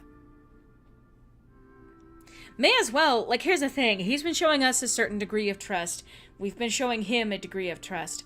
I think it's a good idea to keep that going. In a town where everyone is suspicious and dangerous things are afoot, then, yeah, it's kind of important. Kind of important to keep whatever trust you can. Are you sure there was no one else here overnight? without doubt. How very, very peculiar. So, what does it say inside? I'm gonna trust him. Take a look. He might be able to decode some of it. Well, I can't make head nor tail of it. Never Neither mind. can I. Maybe someone else in the village can help you with it. So what about this stone? What do you make of this stone? That's a funny looking thing. It's got a cockerel on it. Yes, but have you seen anything like it? Never. Do you ever have strange dreams, Stanley? Me? I sleep as sound as a baby. I had one such dream last night. It was so vivid. What were it about? May as well explain it. I was at Hobbs Barrow, Oh? but everything was different. Great peaks soared in the distance. And there was a creature. A creature, you say? Yes, a short, robed fellow, eyes as black as pitch. It told me that my father had been there in Hobbs Barrow many years ago, but something went wrong, and the creature helped him escape. It said that I would find proof in the morning. Oh, the journal. You've had a premonition, lass. Please, Stanley, I've no time for that nonsense. But I'll admit it's a strange coincidence. Now, what did I tell you about Hobbs Barrow? That I should leave it alone? Aye. Hogwash. Your dream reminds me of a story from my childhood. An old folk tale about Hobbs Barrow.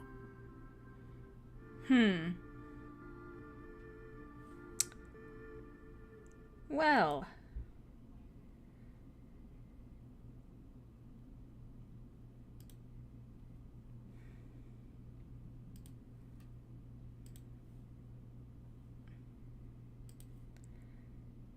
Okay, let's take care of this.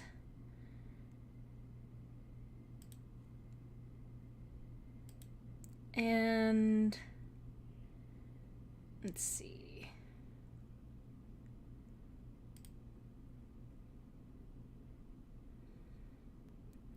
Okay. Cool. So that's delicious. Cool, thanks for that. I don't even fucking understand why they would come to this chat. Weird. I've got 5 viewers or so, it says. Why would you spam here? Anyway, I was about to ask about a folk tale. What is this folk tale you mention? Well, when I were a wee boy, there were talk of a goblin. They say he lived inside Hobbs Barrow, hence the name, Hobbs Barrow. Hob, coming from hobgoblin, of course.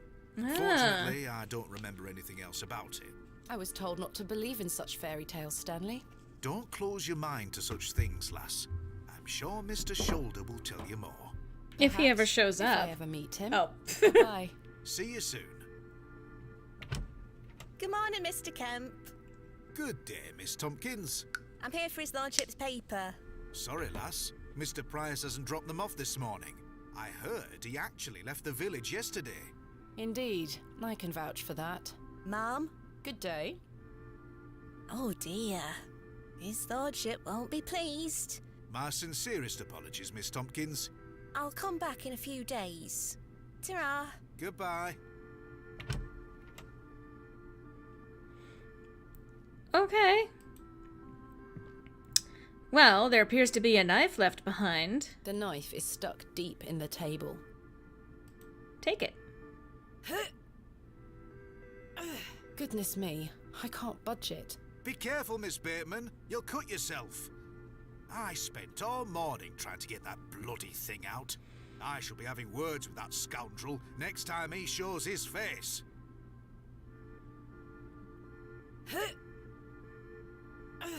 Curses. We have our very own Excalibur. It's all yours if you can pull it out, King Arthur. Well, let's see. I mean, I've got a chisel. I do not wish to damage Mr. Kemp's table any further than it already has been. Okay, that's fair.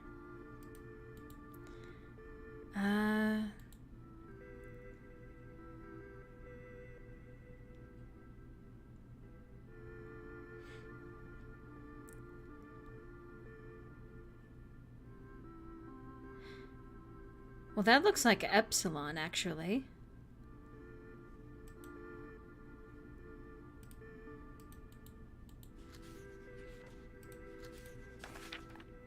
Yeah.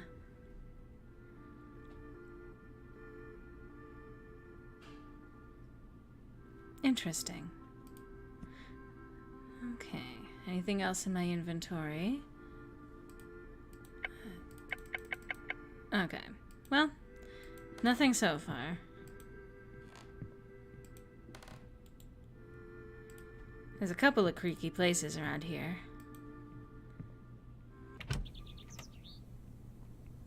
Right. I need to convince Mr. Bryden to let me excavate Hobbs' Barrow and find out where this journal came from. Curses! I forgot I had this worm in my pocket. Poor thing is dead now. Rest in peace, Kenneth. Oh dear. Sir Pounce? Hey. Sir Pounce. Hang on, you. Don't headbutt the mic. No, don't crouch on that. There's so much chaos in a cat. In just seconds. Sir. Sir. Sir. Sir. Sir. Please.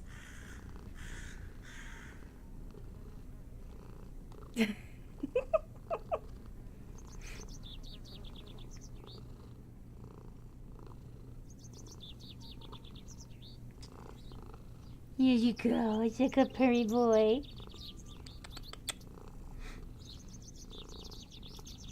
Baby, baby, baby boy. He's so good. He's such a good boy. He's such a good boy.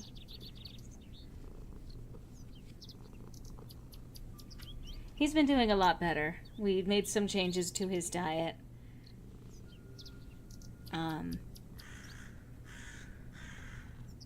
Thankfully, that seems to have given him quite a few changes.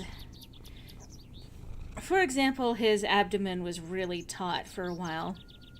That seems to have eased up. He seems to be a lot more energetic, which means that he jumps up even more than he did before. He is very unhappy at the lack of crunchies.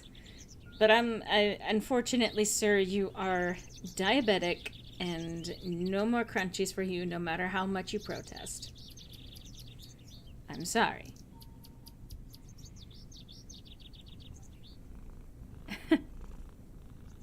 It's a baby. Can I have my desk back, sweetheart? Can I? Oh, may I have my desk back, sweetie? Can I? Oh. It's a good boy. Can I have my desk back? Okay. I'm gonna put you down on the ground. Oh, come here.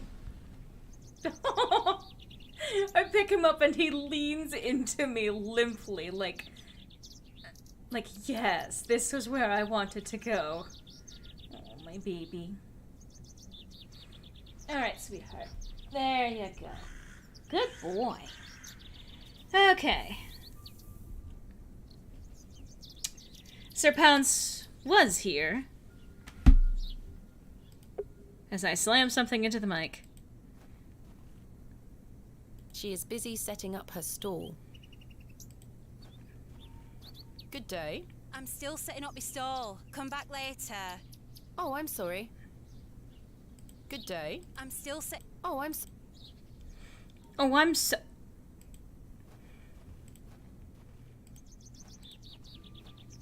Oh, hey.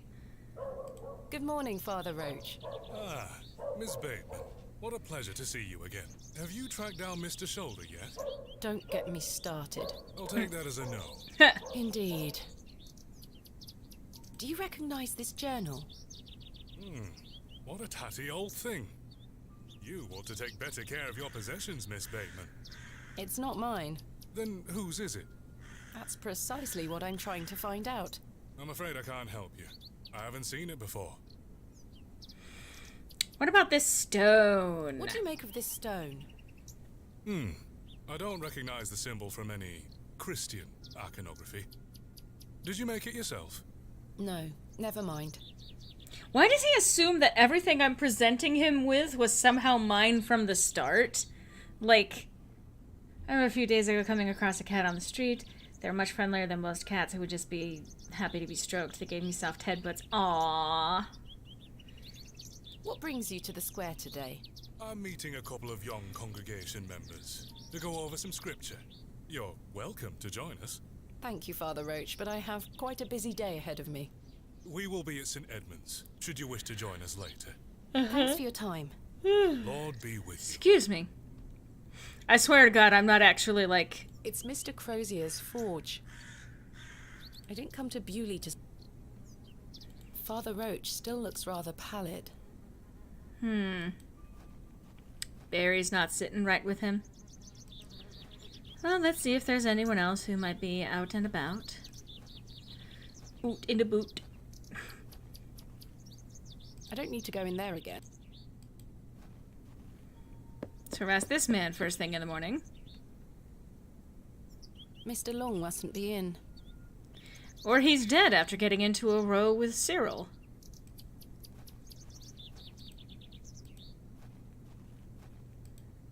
Alright, that guy isn't here. Everything looks the same here. Wally!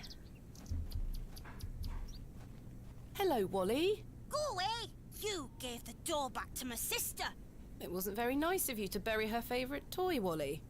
I gave it to the fair folk, and you stole it back from them. You don't really believe in fairies, do you? You're old enough to know better. They're real, and thanks to you, I'm cursed. There's no such thing as curses either, Wally. Go away! Hello, Wally. Go away! I don't want to talk. This young fella... Well, to be fair, he has reason to believe that you fucked him terribly.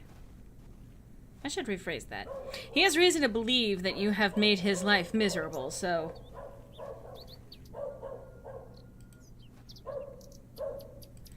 I almost feel like the priest being sus... Quite an ornate construction. This was created with pride and care. ...is in itself like a red The herring. cross denotes this as the site of a market, or perhaps a site of traditional religious significance. Okay.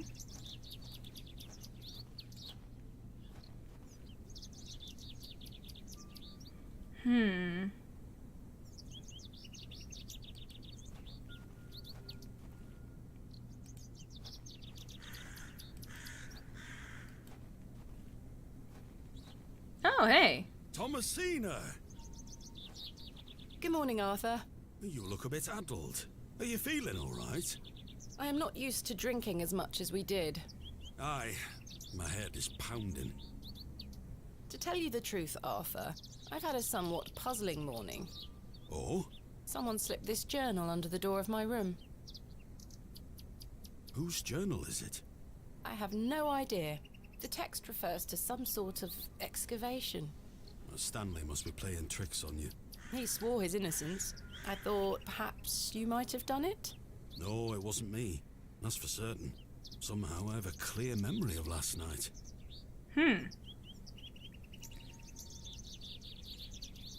I wonder who left me this journal then. Mind if I take a closer look?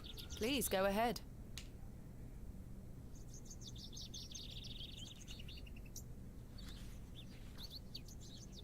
Okay. The writings of a madman. I don't disagree. Did the sketches mean anything to you? No, not at all. But they turn me stomach. You might want to show this to Mother Mildred. Who is Mother Mildred? Some think her a witch. A witch? Aye.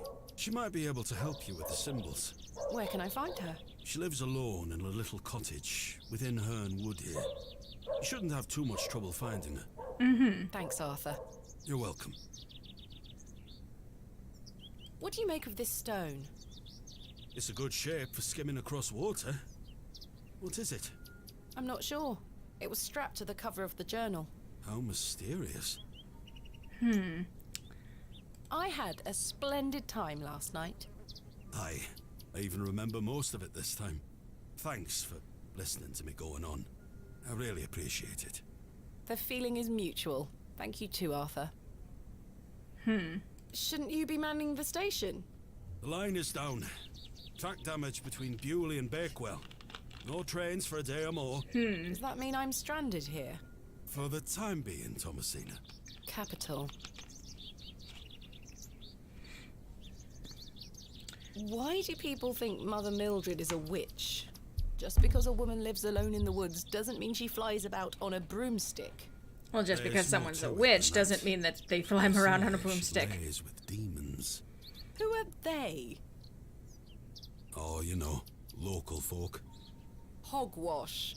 Some also go to her for potions and spells. Spells? Come now, Arthur. Truth be told, she's a nice old lady. I sometimes see her foraging in the brambles around here. Will she burn at the stake sometime soon? You might think us backward in Bewley, Thomasina, but we're not that backward. Sorry, Arthur. I only meant to tease. Goodbye. Ta-ra! Just goodbye? Okay. So, I mean, witches are cool. Anyway. Shipping them is awkward because he's married. But I'm not gonna lie, I do see the potential for chemistry there. Lord Panswick's men should be gone from the forest now. I kind of figured that might be the case. I have nothing else. Okay. Mr. Tillett smells strongly of beer and pipe smoke. Well... Oh, hello.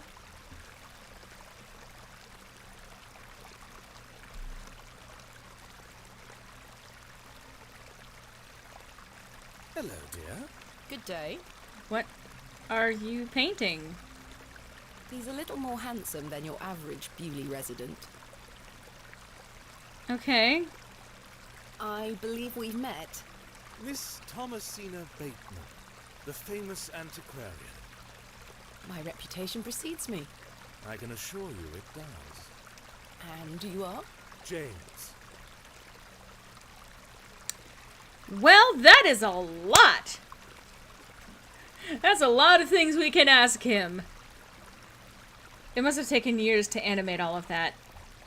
I forgot he's married. Yeah, he's married. I mean, I'll say this.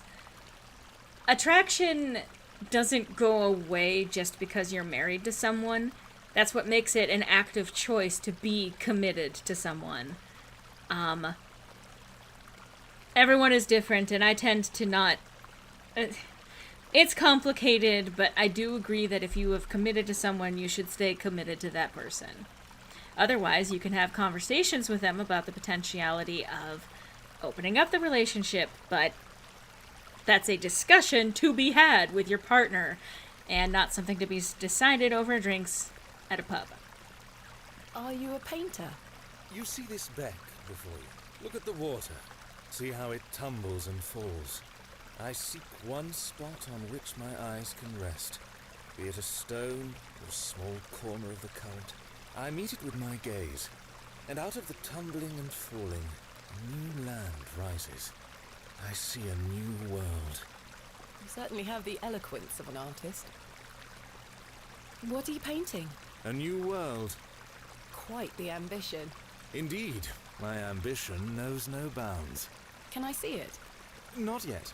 It's not finished. Such a world is not complete without you in it. You flatter me, James. Nonsense. Say you'll let me paint you. The idea of open relationships sounds nice to me. Struggling with multiple people and treating them with love. Snuggling! Okay. If done right. Again, as long as the people involved are all consenting to that. I notice also, by the way, he talks about painting a new world, and he's painting with a color that technically doesn't exist.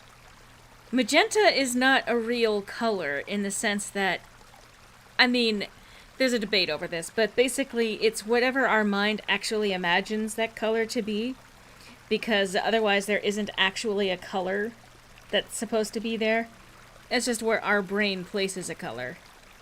But pink slash magenta is not is probably where a whole bunch of other colors actually kind of exist, if that. I mean, I don't see why not. He's asking permission anyway. Why not? Magnificent. You shall be the shining star of my new world. I don't really have the time now, though. Perhaps later? Don't fret, my dear. When the time comes, I shall call on thee. Capital. Okay. Yeah, her dream was also colored magenta pinkish. That's an interesting point.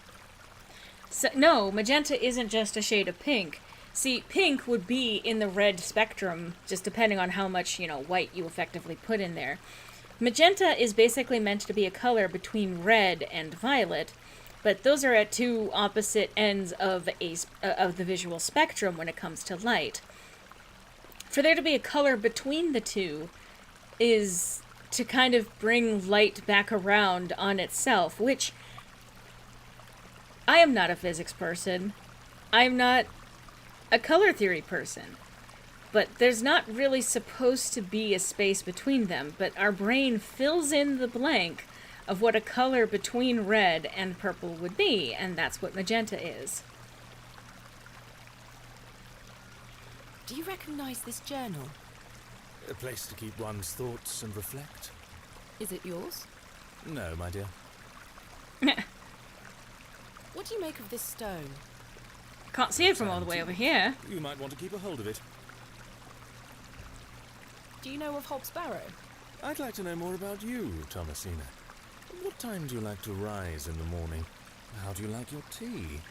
What makes you happy?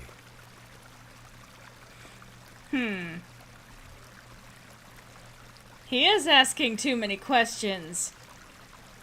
But I gotta play me here. Well, I like to rise early and watch the sunrise. With your husband, I'm sure. No, I'm currently unentangled. Such a view should be shared with at least a lover. Do you deem yourself fit for this position? Indubitably. But do go on. How do you like your tea? Hot, with just a splash of milk. No sugar, of course. No sugar. It rots the teeth. Your smile is as dazzling as the Himalayan snow. Oh, James. And finally, what makes you happy? Spending time with my father. Ooh. I should like to meet him. Perhaps you will. And you, James? I propose the same queries to you. All in good time. My truths No. will surround you in good time. My truths will that is goddamn smooth. Goddamn. Do you know Leonard Shoulder? A man of Bewley? Yes. I care not for the men of Bewley. Only for the visitors. I see. What do you know of Lord Panswick? A fine gentleman. Now that is someone who commands respect. Are Do you? you know him personally? No, I don't think anyone can really claim that. But what a tiring subject. Shall we discuss something a little more exciting? Goodbye. Are See you? you soon, my dear. I wonder if he's Lord Panswick, all things considered. And it is kind of hard to say, hey, do you know yourself? Because does anyone truly know themselves? But I'd rather move on to other subjects. Goodbye.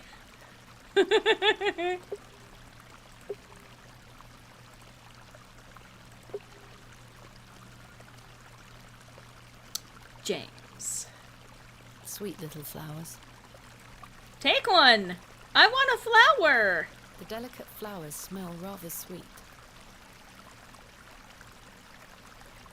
And there's nothing to even see there anymore.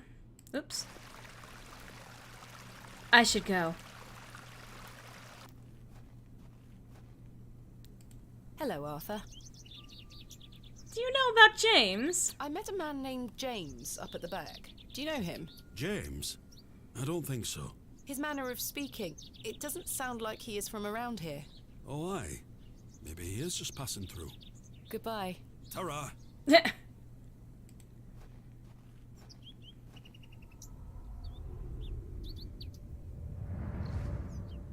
Lord Psyduck. Thomasina, dear, come say goodbye to your father.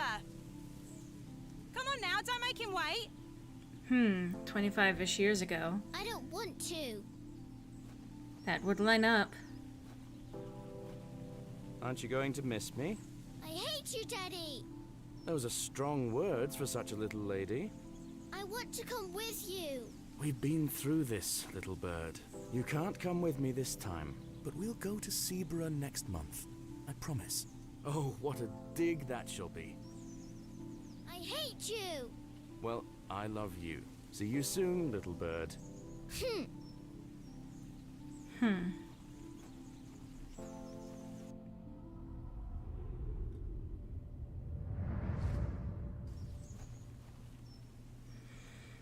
Interesting.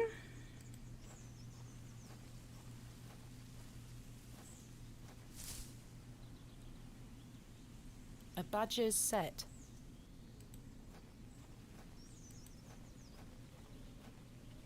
Ah, Resin has been oozing from the stump. It looks set now. can you take it? The resin has set somewhat. It's firmly gripped to the stump. Well, we have a chisel. I've collected some waxy resin. Nice.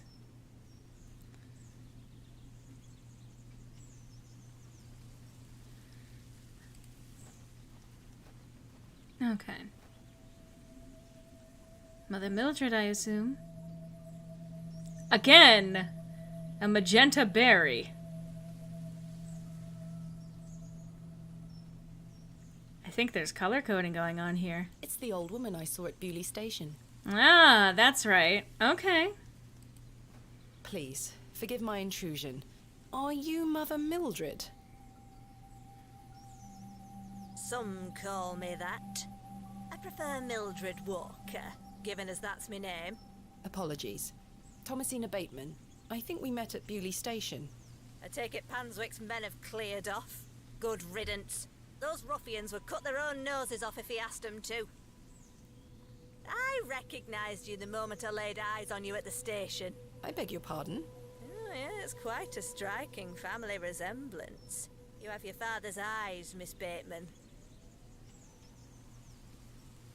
You knew my father? Such piercing blue eyes he had. What a handsome young man. William. He was here? In Bewley? Oh, yes. A long time ago, mind. 25 years by my reckoning. But I'll never forget those eyes. Well! I mean, you know, that kind of confirms a few things. Why was my father in Bewley? You were helping Samuel Bryden excavate Hobbs Barrow. You must be jesting. I look like I'm jesting. How did you come to meet my father? One might say I have a reputation in these parts. Folks from all around come to me for help with their ailments. Fernwood is abundant with flora that, if mixed correctly, will cure almost any ill. Your father must have caught wind of this, as one day he came to me, asking for a cure. A cure for what? Your mother were with child, and she was suffering the most terrible nausea. Adam. I made something to help her. The journal. This was entered in the journal. Excuse me. It belongs to my father. What journal? Interesting. So your father is the madman.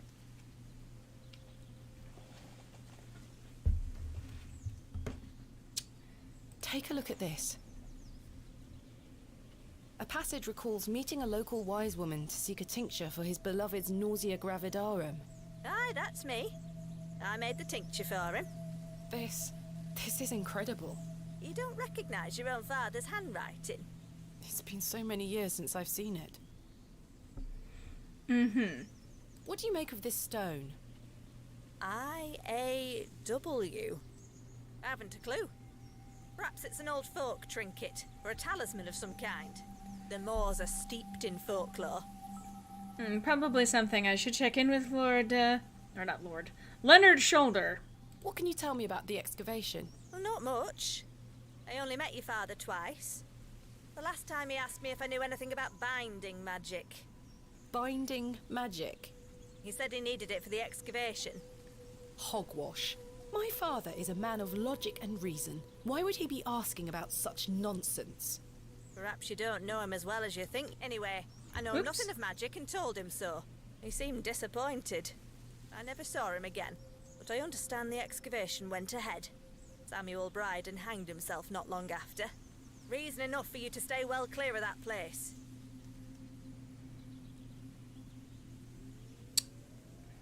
You never saw my father again after the excavation? No, I always assumed he just went home.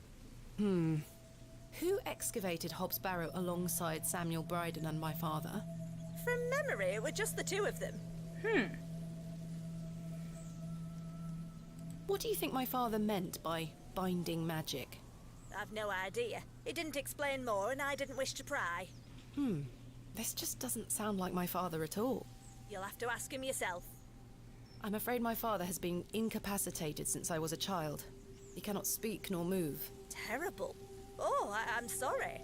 You said that the flora here could cure almost any ill. Almost, my dear. But your father's affliction sounds beyond my abilities. The landlord of the Plough and Furrow told me about a folk tale associated with Hobbs Barrow. Something about a goblin. Are you familiar with it? No doubt there is such a tale. Name any beastie you can think of, and someone round here will have a story about it. My thoughts precisely.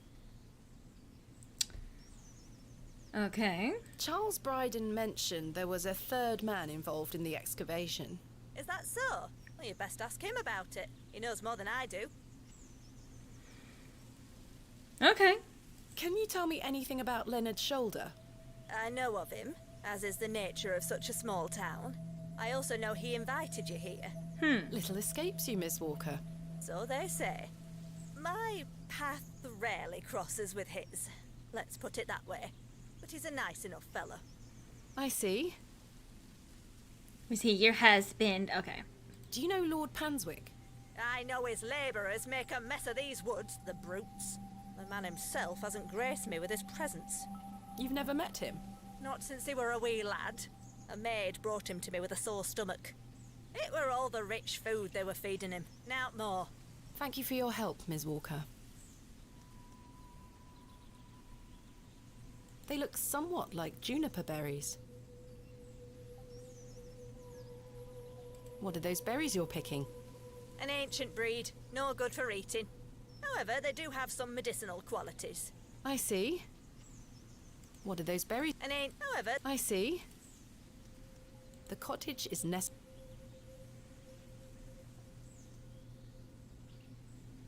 Just checking if there's anything around to actually... Miss Walker is concentrating hard on her berry picking. Interact with. That's that.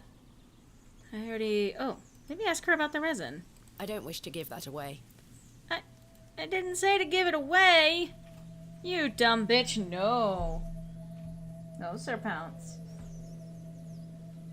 Sweetheart, my beloved child. Please. Sir. Sir. Don't eat anything you find on the ground. That's good advice in general. Miss Babe. Yes? Remember what I told you when we first met? You're better off waiting for the next train back to the city. Why? Something terrible happened to Samuel Bryden in that barrow. Whatever they found down there, I'd wager it got to your father too. Tell me you won't disturb Hobbs Barrow. I can't make that promise, Mildred. Can't say I didn't warn you. There is something unnatural about that place. We must seek to understand the world by rational means, Miss Walker. One cannot abandon reason. Well, reason can be a number of things. Thomasina? Thomasina, come here this instant. I'm playing with Josephine. She can wait. This is very important.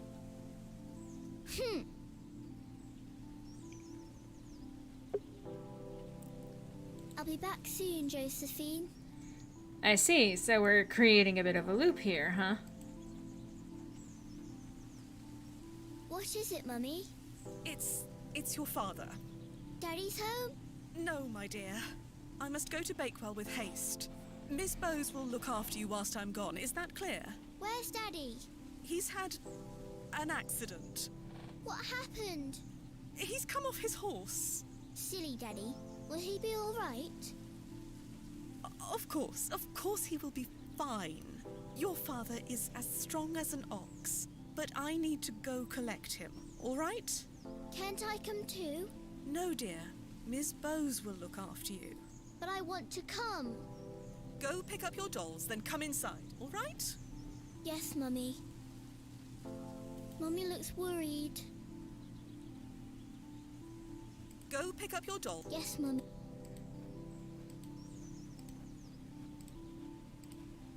Josephine, it's time to go inside now.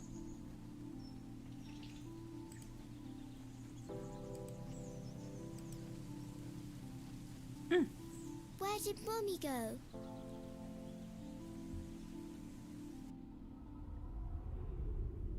I mean, interesting symbolism of her mother being immediately replaced by the nanny. So I should be careful about picking up worms. I helped him then, and I can help him again.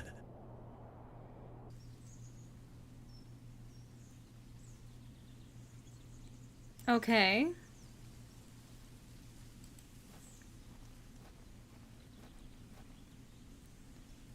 Hey, Arthur. Arthur, you won't believe it.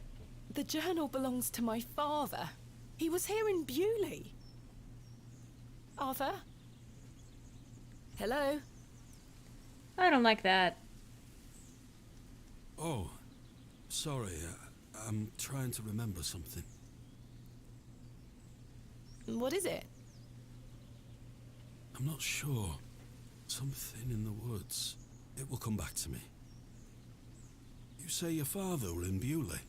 Yes! Mildred said that he helped Samuel Bryden excavate Hobbs Barrow 25 years ago. Well, I'll be. Let's talk about it tonight at the plough.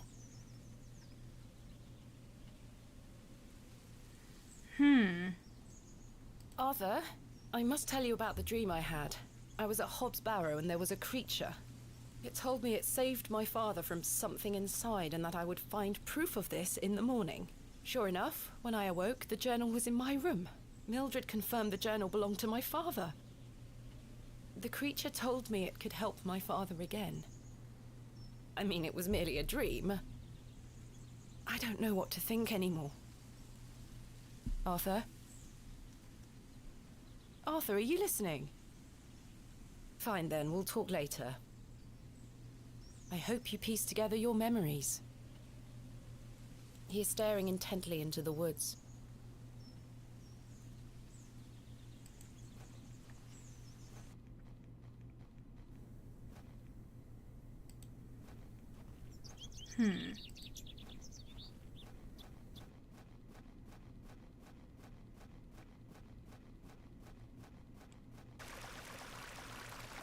Game? You okay there, buddy? Good day, James. My dear. How is your painting coming along? Quite well, but it needs more work. I'm aching to show you, but I must restrain myself. Goodbye. See you soon, my dear. Uh-huh.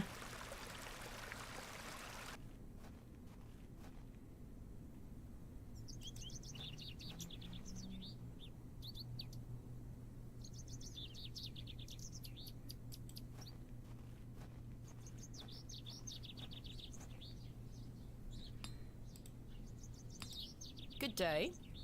Hey up. Look at this, Mr. Crozier. It's my father's journal. Oh, aye? Why are you showing me?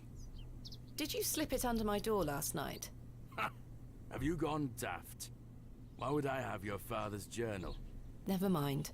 Did the sketches inside mean anything to you? Looks like a load of rubbish to me. I found out my father visited Bewley 25 years ago. William Bateman, perhaps you remember him? I would have been just a lad. What were he here for? That's what I intend to find out. I mean, he might know something about the stone. What do you make of this stone? Don't look like out to me. Never mind. Oh yeah, he might be able to help with a knife. Folklore. Oh, aye. The old cobbler used to tell me some right stories. Swore he sold a pair of boots to a goblin when he were a young man. A goblin, you say? I take it this cobbler was a regular at the Plough and Furrow? Never drank a day in his life. Huh. Sober as a judge. Have you been to the Devil's Toe? Yes, I'm familiar with the cairn. Some say they've seen the goblin's daughter there, playing her fiddle. Can't say I've seen her myself, mind. Do you know any other stories about this goblin? I don't have the time to be standing here gossiping about old wives' tales. Apologies. That's fair. I'm having some trouble extricating a knife from a table in the Plough and Furrow. Might I borrow a pair of pliers? A knife, you say? I can get that out for you. That's very kind of you, Mr. Crozier. Think nothing of it. Wait here.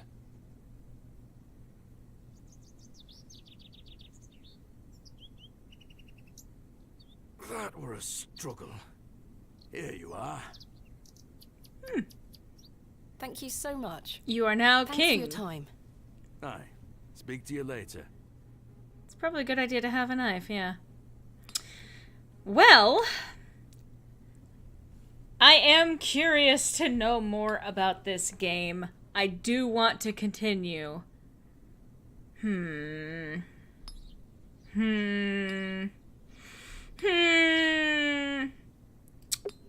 Okay, I will continue, but I do need to step away for just a second. So, I will be right back. May as well, I guess, switch to this. I need to do an actual BRB screen. But for now, let's just leave it at this. And if anyone comes in while I'm away, just let them know that I've stepped away for just a second. I will continue with this, however. No, Sir Pounce, it's not about you. Come on.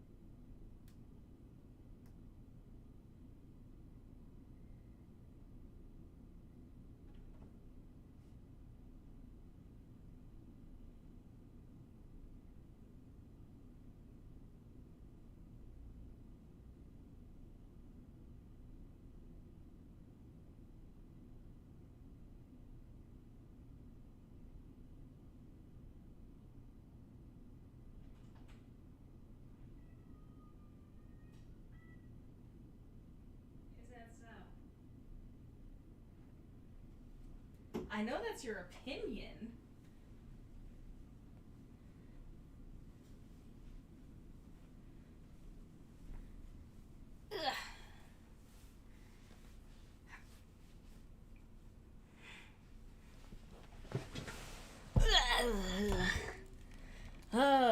Hello. I have returned. And I apologize for that. I have my normal, usual limitations when it comes to how much I can keep up with life. And it's normally around this point that I start experiencing a little bit of fatigue. But thankfully,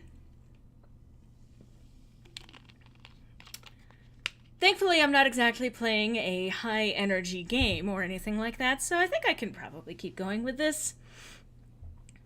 So, I hope you guys are having a fun time, by the way. I'm enjoying this. This game is perfectly up my alley, and it's paced very well. I love horror stuff like this, or even just, like, mystery horror. I love anything that has the faintest touch of something Lovecraftian. So, let's keep going. Still setting up your stall? You are, aren't you? Okay, what was it that I was literally just doing? I should be careful. The blade is sharp. I see.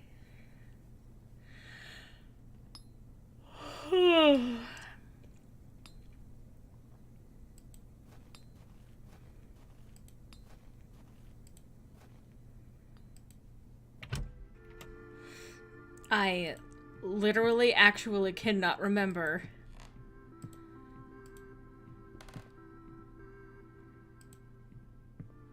Well, I have a few ideas. I've had some rather unbelievable news, Stanley. Oh?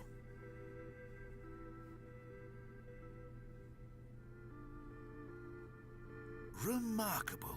Quite the coincidence, is it not? Remarkable. Just remarkable. Do you recall my father from back then? I'm afraid not. Those were my droving days, you see. I didn't spend much time in Bewley, but an interesting turn of events nonetheless. What do you know of Mother Mildred? I'll tell you what I know about Mother Mildred. She wants locking up. How so? She owes me a small fortune on her tab from years ago. Do remind her next time you see her, won't you? I'd rather not get involved, if you don't mind. Be careful who you trust, Miss Bateman. Understandable. Who is Miss Tompkins? A housemaid in the employ of Panswick Manor. She comes by to pick up his lordship's weekly paper. I'm surprised newspapers are available in Bewley. Aye, his lordship gets what he wants. Lord Panswick likes to keep up with affairs from outside of Bewley. Aye, he has many interests around the country. What sort of interests? His lordship's affairs are his own business. Goodbye. See you soon.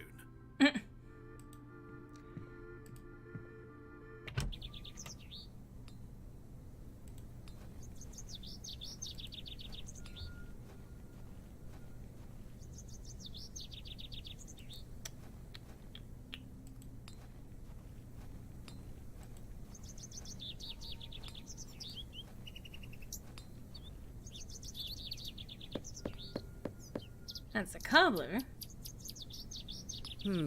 No one here. Or at least no one answering.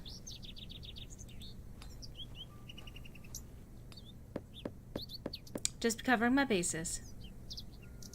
I don't think anyone is home.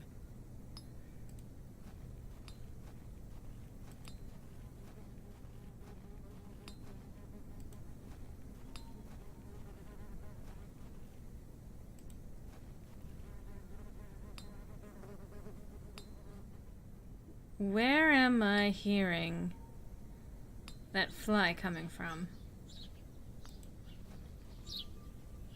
In memory of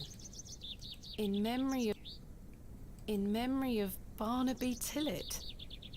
In memory of Percival Roach. In memory of Romeo Hegg. In memory of Henry Crozier. In memory of Millicent Smith. In memory of In memory of William Ager. In memory of Peter Black. Okay. Oh. Hello? Nope. I remembered something else that I wanted to do.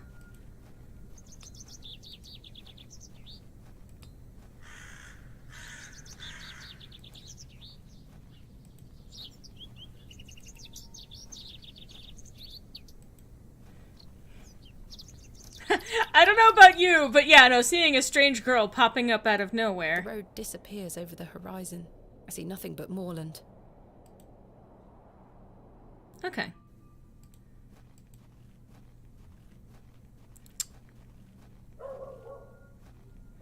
Just, nope.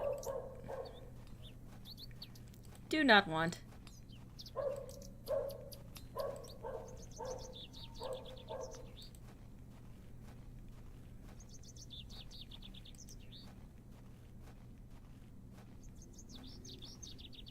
Hello? I guess we're doing this. That's probably the goblin's daughter or whatever. Excuse me, sir. Is that Leonard? Yes? Did you see a young girl with Yeah, I blonde think that's hair Leonard. pass by here? No, lass. There you are. Are you Thomasina Bateman?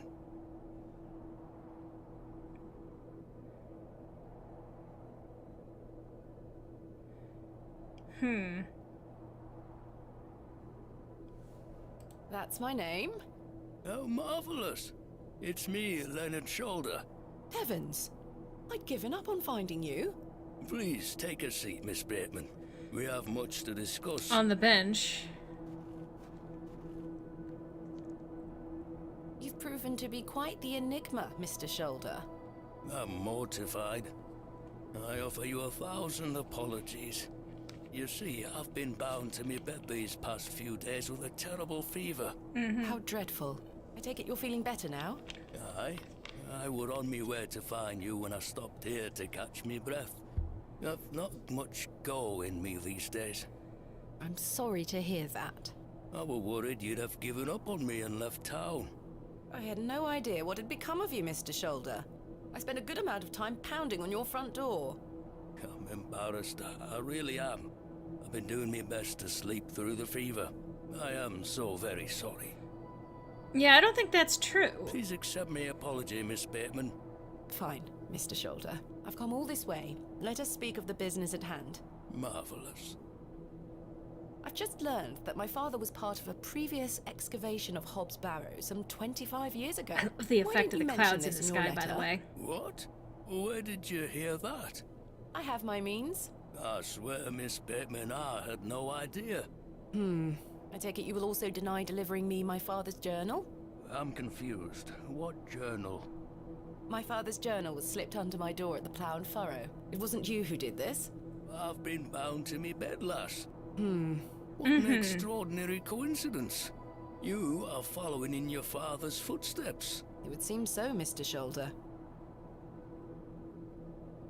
Yeah, given that we found, the glove as an option here, I'll call him out on that eventually. Why did you invite me to excavate Hobb's Barrow? I've always been curious about the colourful folklore surrounding the place. My father told me all sorts of stories about it when I were a wee fellow.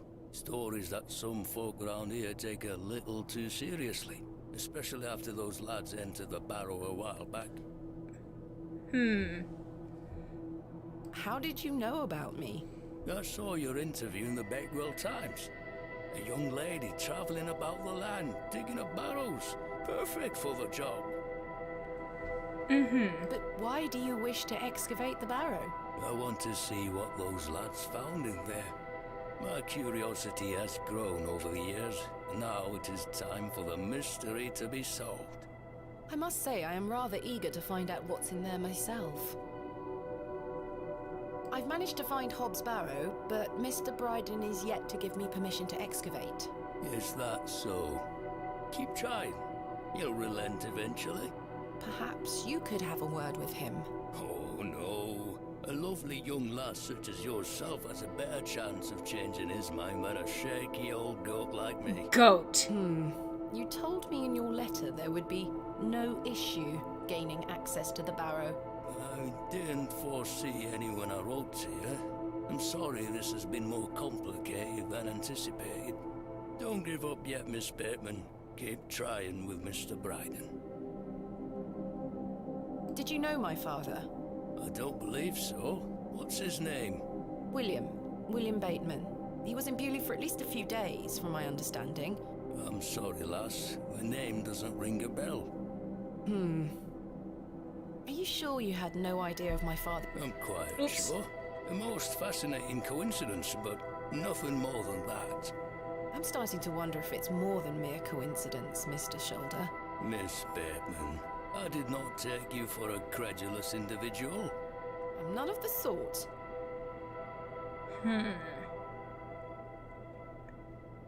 What can you tell me about the previous excavation of Hob's Barrow? Oh, it were 25 years ago, or thereabout. Back then, Bewley were undergoing a period of great strife. Samuel Bryden hadn't harvested a single crop for 2 seasons. Even Hernwood was sick. Berries went to rot almost as quickly as they grew. Folks started to believe the ground were blighted. Disease spread through the livestock too. People were going hungry, a panic set in. That sounds terrible. Aye, but I managed to keep myself fed. These things happen in nature, but the blame for it all fell on Hob's Barrow. It was long said that a goblin made his home there. A rumour took root that the goblin were not best pleased with the villagers. In revenge for some unperceived slight, the goblin placed a curse on the soil itself. The villagers believed that ridding the Barrow of its lodger would put an end to it all. Hogwash. My father would have paid no heed to such tales. Whether it were his intent to join the excavation when coming here, I do not know. But whatever it were that Samuel Bryden and those lads did inside that barrow, people say it did the trick. The crops started to grow back, and health returned to the livestock. Bewley were no longer in the grip of dark forces. You must understand, folk here are a superstitious lot. They don't want you disturbing whatever it were those lads did. As far as the villagers are concerned, the problem were fixed. The thought of another excavation must be conjuring panic that you'll undo whatever it were they did. This does explain a lot. And it's also why I'd venture nobody around here wants you to touch the place. Except for you. I want to know what's there. Surely you don't believe these tales of goblins and curses to be true? Not at all. However, I suspect those lads did find something in the barrow. But did it have any connection to failing crops and dying livestock? No. Probably. I can assure you there's nothing to fear. Coincidence reigns supreme. So what do you think they found? That is for us to discover, Miss Bateman. Who was the third man who joined my father and Mr. Bryden on the excavation? I'm afraid I don't know.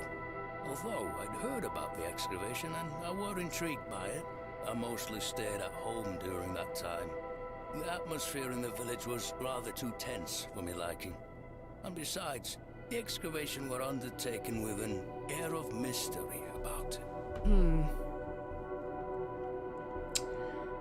Well? Tell me more of this folklore you mention. It is said that Hob's Barrow is home to a goblin. Everyone in Bewley has some version or another of this story. But the version my father told me as a child described the Barrow as a thin place. The goblin were deemed to be the guardian of this so-called thin place. Thin place between realms? A liminal space? Tell me more about this goblin. Some said he were a mischievous little mite, snatching newborn lambs and smashing windows with pebbles. Others said he were friendly, there to lend a helping hand in times of strife. the latter of which makes it all the more surprising as to why the previous excavation took place. My father's stories put the goblin in the mischievous category. Saxnot, he called the creature. I recall one such anecdote, but Saxnot entered Bewley and ordered a pair of boots to be made by the cobbler. However, when collecting them, he insisted on paying for them with a bag of sow's teeth. The cobbler was so scared of angering the goblin that he accepted. A colourful tale indeed, Mr. Shoulder. Has any explanation been offered for why this Saxnot cursed the soil? Your guess is as good as mine. Poorly made shoes.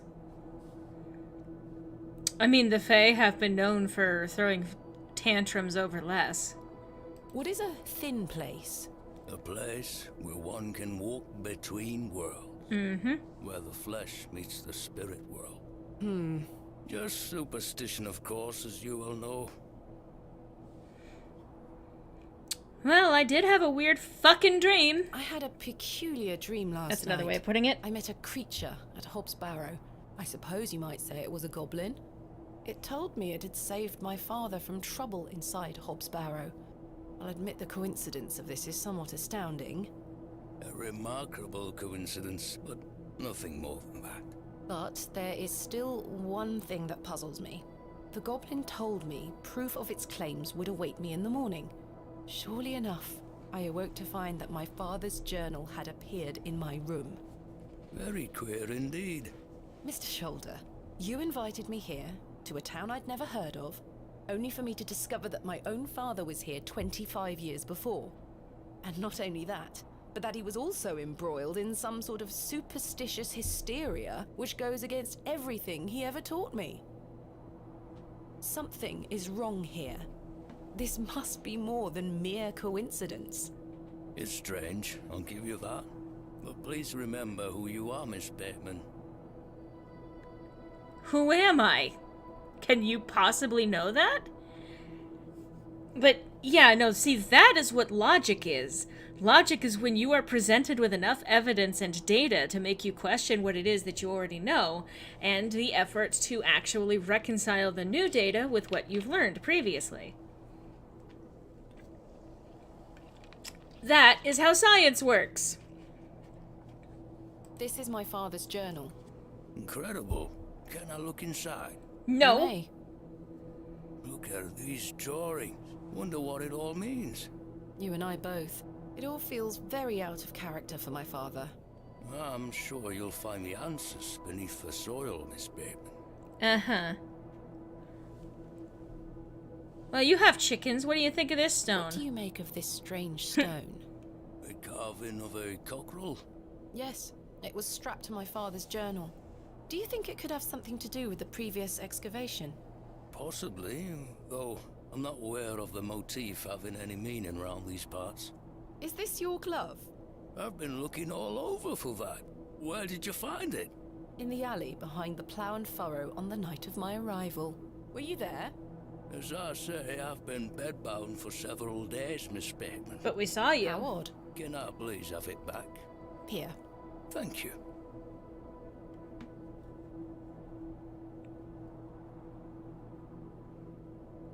We're peas of the same pod, Miss Bateman. I knew you wouldn't be frightened by a few old stories. It will be interesting to see what those lads found in there. Certainly. Thank you so very much for responding to my letter and for coming here.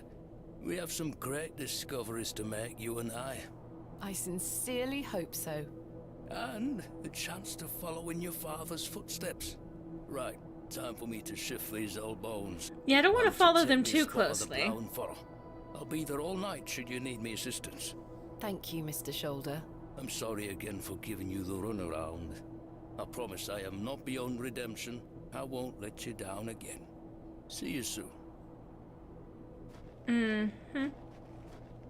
Yeah, I know that I saw Starting to him. wonder if Mr. Shoulder even existed. But yeah, I know that I saw him, obviously, in the alleyway or just outside of it anyway. Margaret's Lookout. Dedicated to Arthur's mother.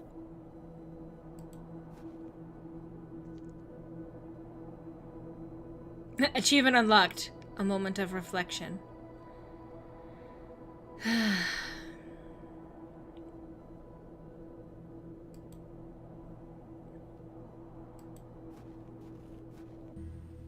The day was starting to test me. The word coincidence felt insufficient to explain what was happening. It was after that first conversation with Leonard's shoulder that I started entertaining thoughts of a truly irrational nature. What if my dream wasn't just a dream? What if it was all more than simple coincidence? What if that thing really could help my father?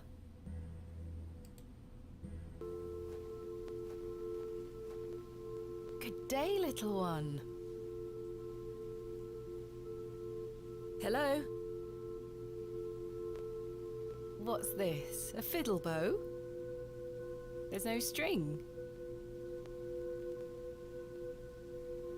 My name is Thomasina. What's yours? Don't be shy. I don't mean you any harm. What are you doing out here all alone on the moors? That is the same outfit as the goblin. Do you live here? Would you like me to fix your bow so you can play your fiddle again? Yes? Hey!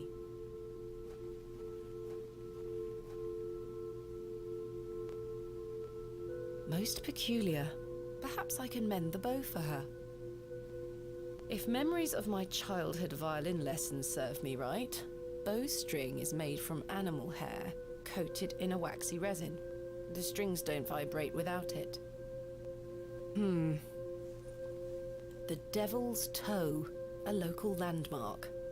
What a peculiar name. I can't...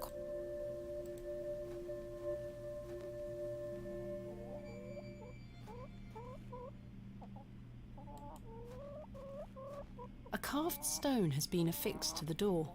I think it depicts a crescent moon. Huh. A carved stone, I think... It's bolted onto the door itself. I can't remove it. A fearsome-looking beast. He looks much too You're a sweet little thing, aren't you?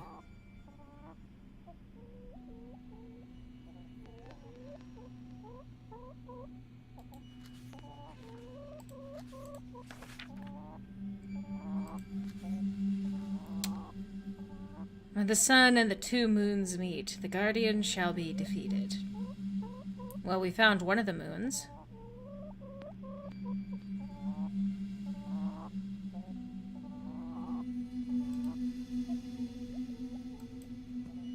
It's in the same position, too.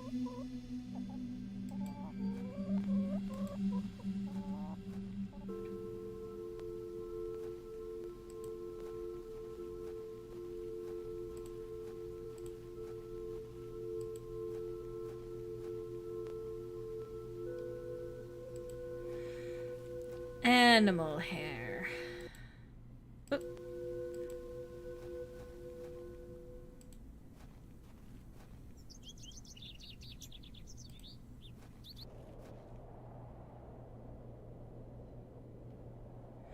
Well, I don't want to take a worm until... Unless that thing is taking a worm every time.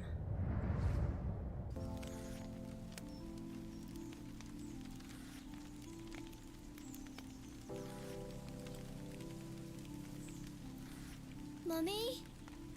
Get away from the fire, Thomasina. What are you burning? Nothing. Just waste. Now go inside.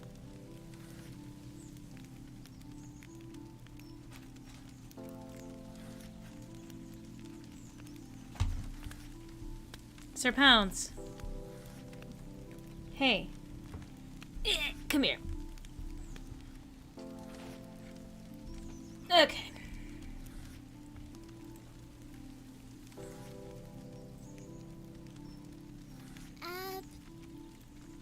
Abrax. Mummy, Granny, what is this? Waste. Burn it.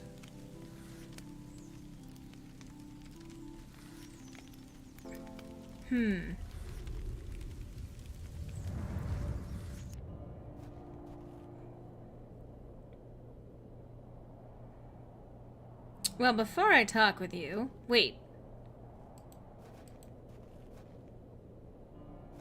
Just gives the cutscene every time. Don't mind me.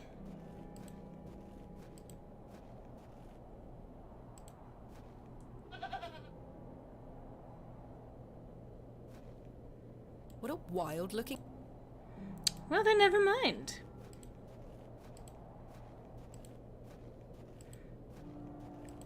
I'll deal with you in a minute. I'm going to try and fix that bow.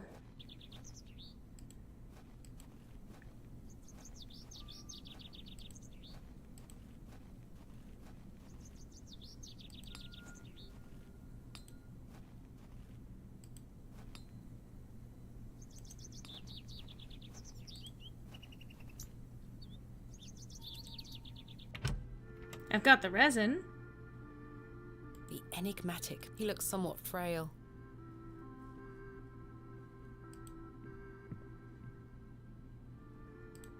You found old Leonard, I see. Yes, finally. Does the name Saxnot mean anything to you?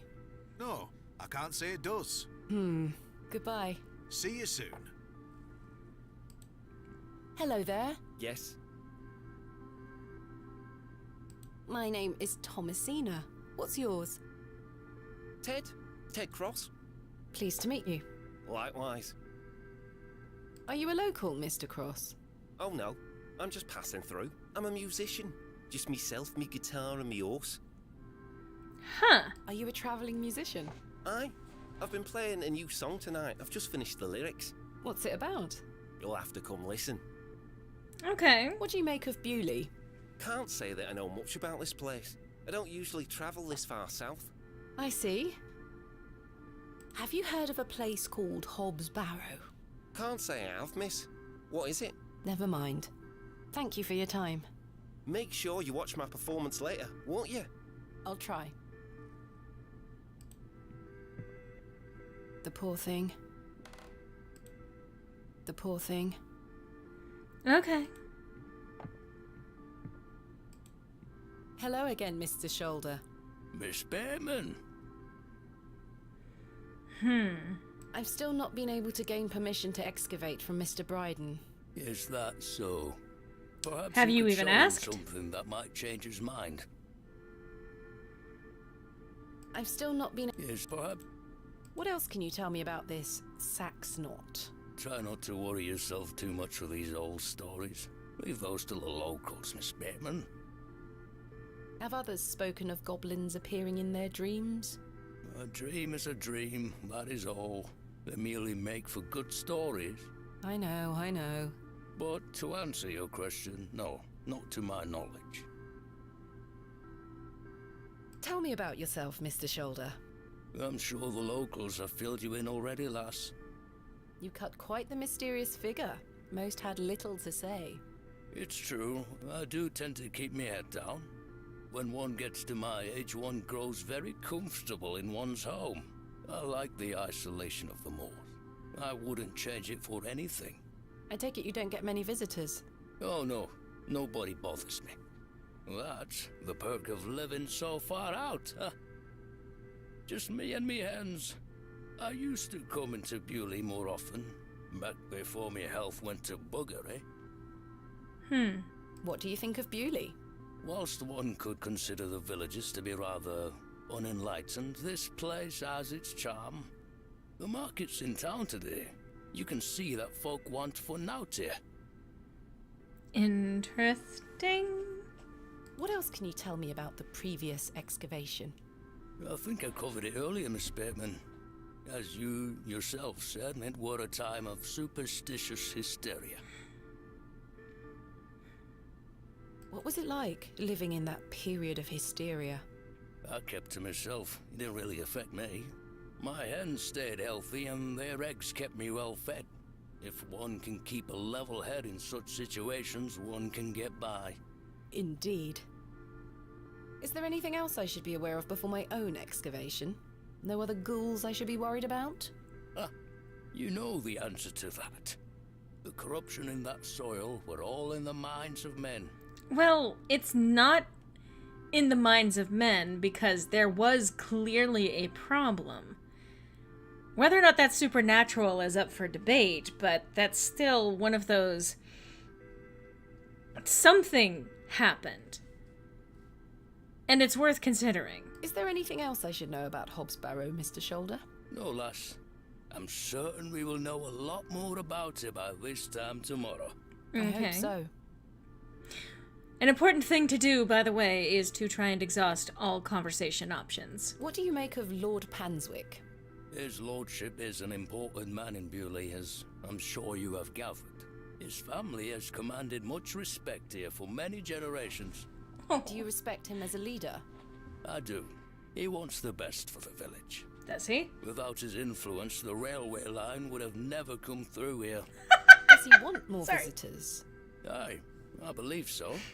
He has great ambitions for Bewley and wants to share them with the world. Sorry for laughing. I watched Sir Pounce collapse over into a croissant, and as soon as I looked at him, he turned his head to look back at me with this look of almost alarm, like, "Yes, mother?" What do you make of Mildred Walker? Who? I believe she's also known as Mother Mildred. Oh, we used to get about when we were children. Oh-ho. Our paths have not crossed in a long while. What do you think of Charles Bryden? He is a decent man. It must have been hard for him after that terrible business with his brother. Without a doubt. I must say I had assumed you had at least spoken to him about my visit. Sorry, lass. I had no intention of giving you the runaround. Again, I can only apologize. If you don't mind me asking, what is the nature of your ongoing illness? Oh, just the ravages of age. Getting off this bench will be a small battle in itself. Something you won't need to worry about for many a year, Miss Bateman. Unless I have an accident. Is a blessing and a curse. And what of your recent fever? An ordeal it were. So much tossing and turning. But I'm right as rain now, especially after a mug of ale. Don't worry about me. Mm-hmm. What are Lord Panswick's plans for Bewley? He's rebuilding an old chapel on his estate. He seeks to bring God back to these lands. But what of St. Edmunds? I think Father Roach might argue God has never left. Indeed. Let's leave such arguments to them, shall we? Mm-hmm. Hi, Zelda. Hi, baby. She came over, walked right up to Sir Pounce, licked his head for a few minutes, then bit his ear, ran off, and then walked back over to me. Thank you for your time. Aye, Miss Bateman. We will speak more later. A decorative plate. This one depicts a cat. A decorative plate depicting a serpent. A decorative plate. This one depicts a bull. A decorative plate depicting an eagle. A decorative plate. This one depicts a dog. A decorative plate depicting a bear. A decorative plate.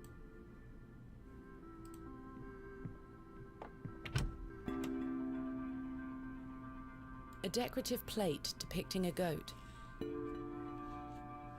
Uh-huh. Okay. Interesting.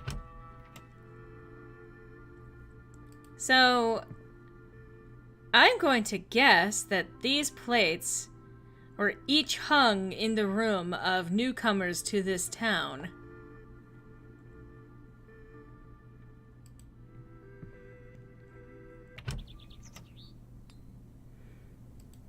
And it's meant as a signifier of sorts.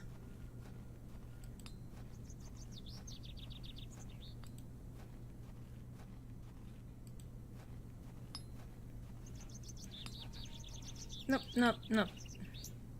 Mr. Crozier's new pride and joy, it would seem.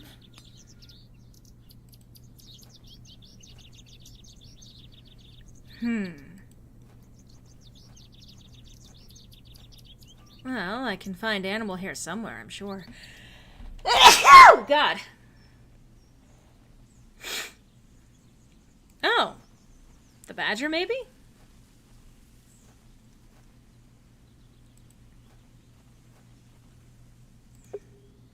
Gonna do a quick save, just in case.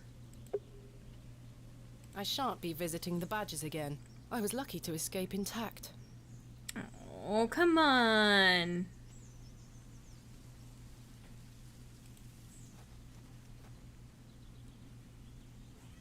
Aha.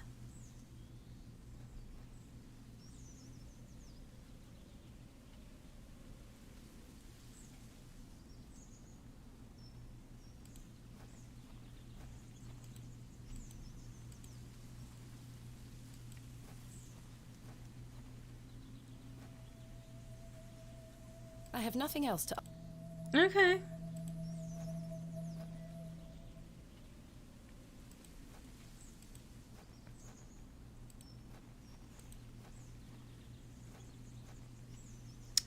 Well, for now, that appears to be something of a dead end.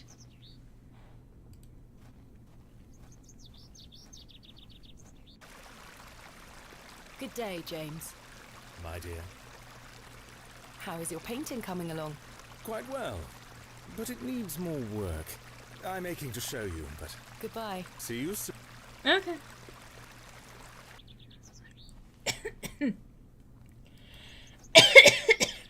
I'm okay, I promise, guys. Just for some reason, apparently I needed to sneeze and cough just now. Actually, the coughing is very much brought on by the sneezing.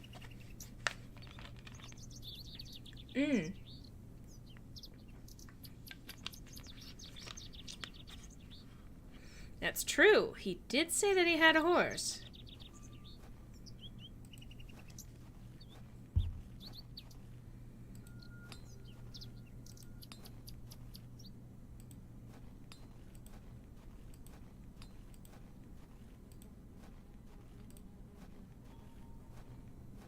Aha! Yeah, because... I certainly don't wish to touch it. Fresh and steamy. Delightful. I believe a horse to be the culprit. Okay. So, that... Apparently part of the development is that they actually put that pile of shit right around where she stands whenever she exits the alley. And it was requested to finally move it. A fine specimen. She's well looked after. Horsehair would make fine bowstring.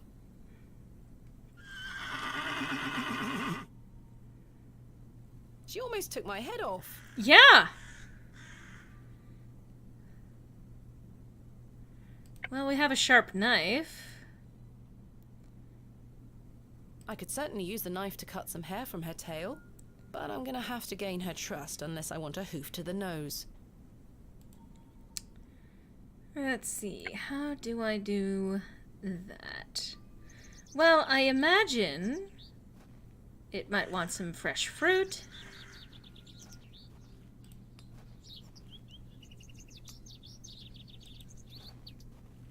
Good day. I'm still setting up my stall. Come back later. Oh, I'm sorry.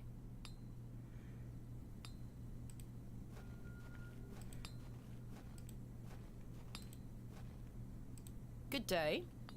Hey up. I met a girl at the Devil's Toe. She gave me this broken fiddle bow. Ha!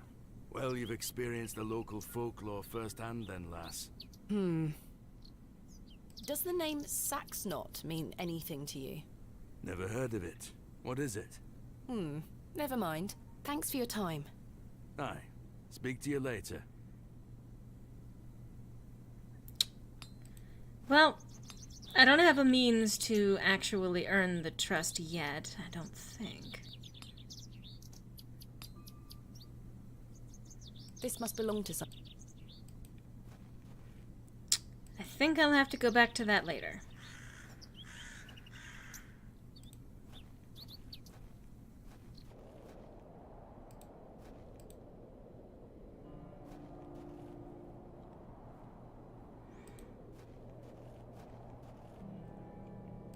Good day, Mr. Bryden. Miss, I... I'll stop you there. I know what you're going to ask. No, I haven't changed my mind. There'll be no digging here, lass. Mr. Bryden, allow me to explain. There has been an astonishing development this morning. Yes? My father was with your brother during the excavation. Oh. Yes. Can you believe it? I had no idea he had been here. The answer's still no, lass. I saw what happened to poor Samuel. I won't risk the same happening to anyone else. But... That's enough now. You can feast your eyes on that hovel to your heart's content, but there'll be no digging. No questions. I'm not interested. But... Off with you. Look, Mr. Bryden, my father's journal. It confirms he was with your brother during the excavation of Hob's Barrow. Ha! Take that away from me. I'll be having none of that. What do you make of this stone, Mr. Bryden? It was strapped to my father's journal. Wait a minute. Let me see that. By God. Wait here a moment. I need to get something from inside. Mm-hmm. I waited for what felt like an age. I now realize that Mr. Bryden must have been in a great debate with himself, wondering whether or not to share his own piece of the mystery with me. The goat stared at me, seemingly in pity, as I stood there in that rolling fog. Finally, Mr. Bryden emerged. Now then, as far as I know, what I have here is the only thing that Samuel brought back from Barrow. Take a look. Incredible! A pear! That's been in my drawer ever since Samuel passed. I suppose it might be important, so I kept it safe. Fate is clearly playing a part in your arrival, lass. Please, Mr. Bryden, allow me to excavate Hob's Barrow, a place that is no more than dirt and stone. You're not gonna give up, are you, lass? I'm not. Samuel managed to say one thing about those men that helped him. I think it's time I tell you. Yes? He stuttered out that one of those fellows could barely walk after they got out of there. Tongue-tied too, the man were. My father. You what? My father. He had an accident around 25 years ago that left him bedbound and unable to talk. Aye, could be him. My mother told me it happened in a horse riding accident. Samuel boarded up that barrow for a reason. Something unnatural occurred, I know it. Mr. Bryden, we must rely on our rational faculties to explain any... Promise me you'll be careful. Any sign of trouble, leave without hesitation and we board that accursed place up again. Understood? Wait, you're giving me permission to excavate? Aye. Against me better judgment. I don't have the energy to stop you, lass. Thank you so much. I am grateful. Don't make me regret my decision. Take Samuel's stone. Are you sure? Aye. Give it back to me when you're finished, though. I promise. Thank you. I'll be sure to show you my discoveries, Mr. Bryden. I'd rather you don't. Now then, I've got things to get on with. I don't suppose you can spare any labour to help me with the dig? Don't push your luck, lass. Market's on today. Plenty of able-bodied men about. Ta-ra now. And like that, I finally had permission to excavate Hob's Barrow. As exciting as that was, I was distracted by what Mr. Bryden said of his brother's associate. There was no doubt in my mind that father was the stricken man he spoke of. You told me he was crippled after coming off his horse. Why did you lie to me? To protect me? To stop me from following in his footsteps? You failed, and so did Charles Bryden. He should have said no. He should have never given me that stone. Mm-hmm.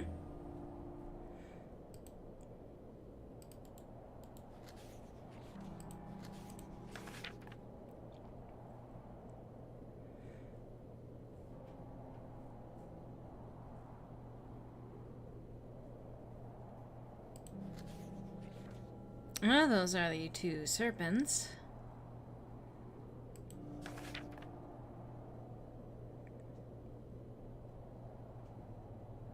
For thou art the moon, the chief of the stars, Listen to the things that... Sir Pounce!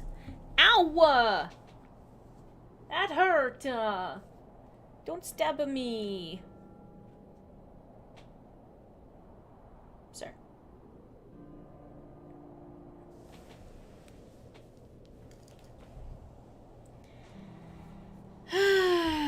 I do feel bad for Bryden. Both of them, really. So, 11. I'm gonna check something actually real quick. Alright. What does row look like? Okay, it looks like that.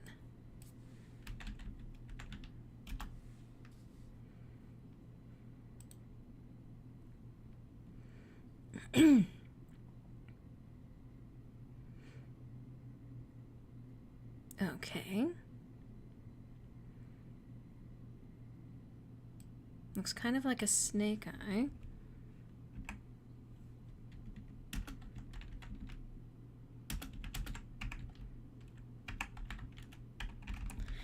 I'm just doing research on the side, don't mind me.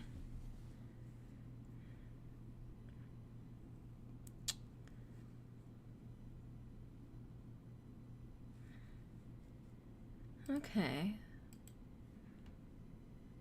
Alright, now let's look at the stones.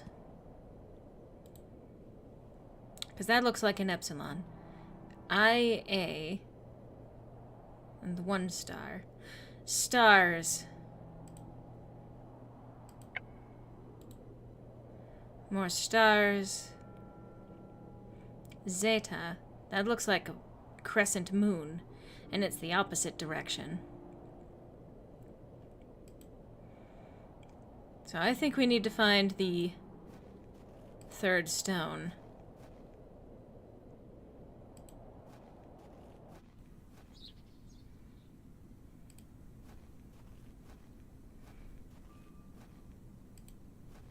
Now I know that it said that the market is in town, but I have someone potentially in mind to help me with this. Feels kind of only right to do so, actually. But he's not here. Okay.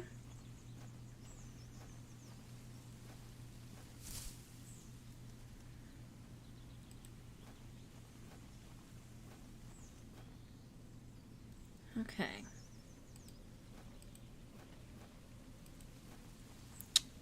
Sorry for being quiet, I'm just thinking as I go, and of course it's hard to tell when someone is just thinking.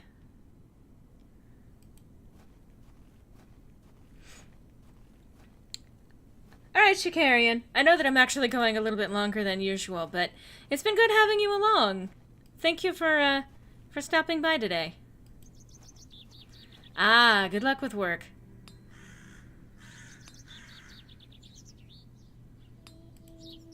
Well, here's an opportunity to speak with her. Hello, Miss Tompkins. Hello. We weren't introduced earlier. My name is Thomasina. Mom? How do you fare, Miss Tompkins? I'm waiting for Mr. Ambrose. Have you seen him? Who's that? The milkman.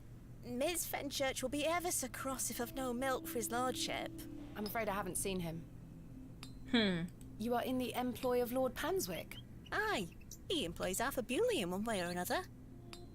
I'm in need of some help for my excavation. Do you think his lordship could lend me some of his labourers? Maybe. Might you introduce me to him? Sorry, Ma'am, but his lordship doesn't take visitors. Any road, I must wait here for Mr. Ambrose. Ms. Fenchurch will be ever so cross if I've no milk for his lordship. If Mr. Ambrose doesn't turn up, and I find you some milk, would you be able to introduce me to Lord Panswick? His lordship really doesn't like visitors, Ma'am. I'll take the risk. Miss Fenchurch will be cross with me. But she'll be even crosser if I come back without fresh milk. So, do we have a deal? Aye. What Bring if it some were goat milk? And I'll take you to his lordship. Thank you. But hopefully Mr. Ambrose will arrive soon. Have you been waiting long for Mr. Ambrose? Aye, he should have been here a good 2 hours ago. He's here every market day, you see. He sells only the freshest milk. Miss Fenchurch swears by it. I hope misfortune hasn't befallen him on his way here. I'm sure he will turn up. Oh, I hope so. Are you familiar with Hobb's Barrow? What's that? Never mind. What do you make of these stones? Oh, gives me the creeps. Why? Dunno, just a feeling. More than a feeling. Who is Miss Fenchurch? His lordship's housekeeper. I'll let you know if I find some fresh milk. Thank you, ma'am. But tell me if you see Mr. Ambrose, won't you? I will. Good day. Hey up. What do you make of these stones? Don't look like out to me. Do you have any fresh milk going spare? I'm a blacksmith, not a cattle farmer. Fair enough. Thanks for your time. Aye. Fair enough.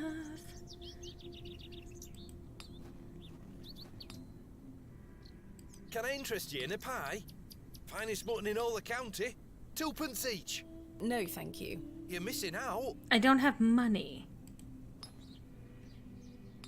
Ooh, apples! Good day. Freshly picked apples, miss. Would you like to try one on the house like? Yeah. I could like an apple. Yes, please. Here you are, miss. The apple looks somewhat rotten. It's riddled with holes. Oh, maybe I don't want to give that to a horse. Sacks of apples and cabbages. They've all seen better days. Good day. How did you like? I'm afraid it is. Hey up. That slander, that Oops, is. sorry for skipping Don't through. you be going around telling folk I'm handing out rotten apples. It's not slander, it's fact. Good day. Fresh produce. What have you got for sale? I'm selling meat, vegetables, and all sorts of herbs and things. You're welcome to have a gander. I'll be sure to browse. Do you have any milk for sale? Not today, sorry. Goodbye. Ta-ra, miss. A decent selection of cuts and sausages. She is selling various herbs, some familiar looking, some not. Tins of corned beef. Ghastly. The box is full of various sprouts and onions, nothing particularly tempting. The box is full of Okay.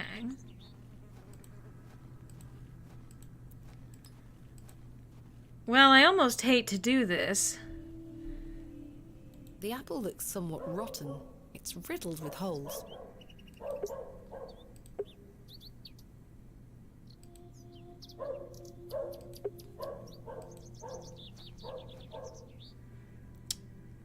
But... Hey girl, would you like an apple?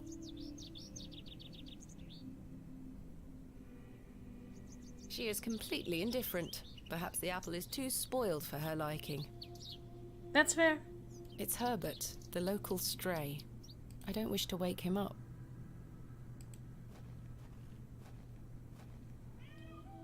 Is that so?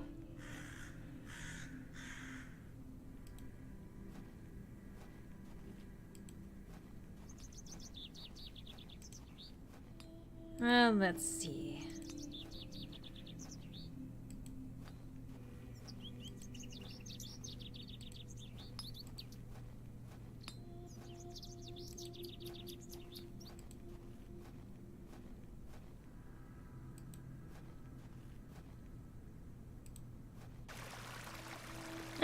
Well, he's gone. The delicate flowers smell rather sweet.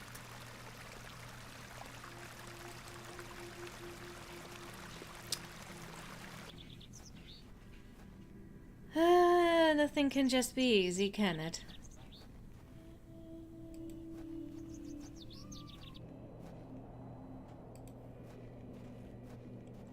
Zelda, it's not the end of the world, I promise.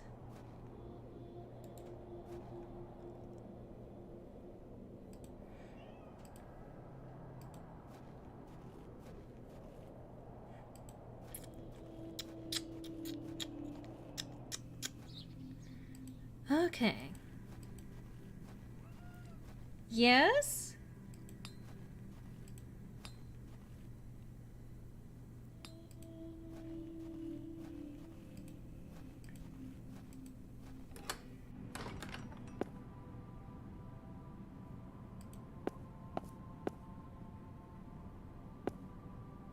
They are still locked. Okay.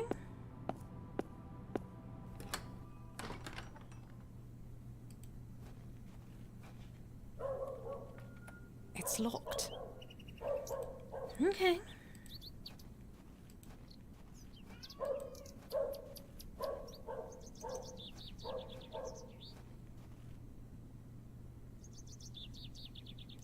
Here lies Margaret Tillett, beloved mother, wife, and sister. Well, I'm even gonna say this. I've been going at this for a little while now. It's been 3.5 hours since I started streaming, and as it is, I think I have actually reached a point of not being able to persist. However, I am having a lot of fun trying to figure this shit out. So, I'm gonna try and come back to this some other time. Maybe this Saturday would be really great if I could, keep up the energy for all of it. But I hope you guys are enjoying this. I hope whether or not you're watching this live or if you're watching this after the fact that you're enjoying seeing this game, whether it's for the first time or my particular playthrough of it. I'm hoping to try and get this done as well as try some other spooky, scary skeletons through the rest of this month. Which is already halfway gone. But it's really intriguing. This is very much up my alley. I'm loving this. Like, it is very reminiscent of the point-and-click adventures of old, as well as I love Lovecraftian horror as a genre. I love the whole Cthulhu mythos or basically eldritch horror stuff. I really love that as a whole thing. And this is definitely knocking on that door. And then some. And of course, there's the human element, which is the only important real element in any kind of cosmic horror type story. So, I hope you guys have a wonderful afternoon, evening, morning, whatever time of day it is for you that you're watching this. I hope you have a fantastic one. Thank you for everyone who dropped by today. Quick shout out, obviously, to both my supporters over on Patreon, as well as people who contribute, like, for example, to the coffee.com/I'mLorelei that you see on screen. These things have been getting me by as of recent, and it's been vitally important, especially as some bills, both medical and otherwise, have come up. So I bring all of that up just to put that out there. But regardless, you just being here to watch stuff is also vitally important to me. I'm always happy if I'm putting stuff out there that people enjoy. And there might be some more things that I'll be experimenting with coming up relatively soon. Hopefully soon. But, yeah, I hope you guys have a wonderful one.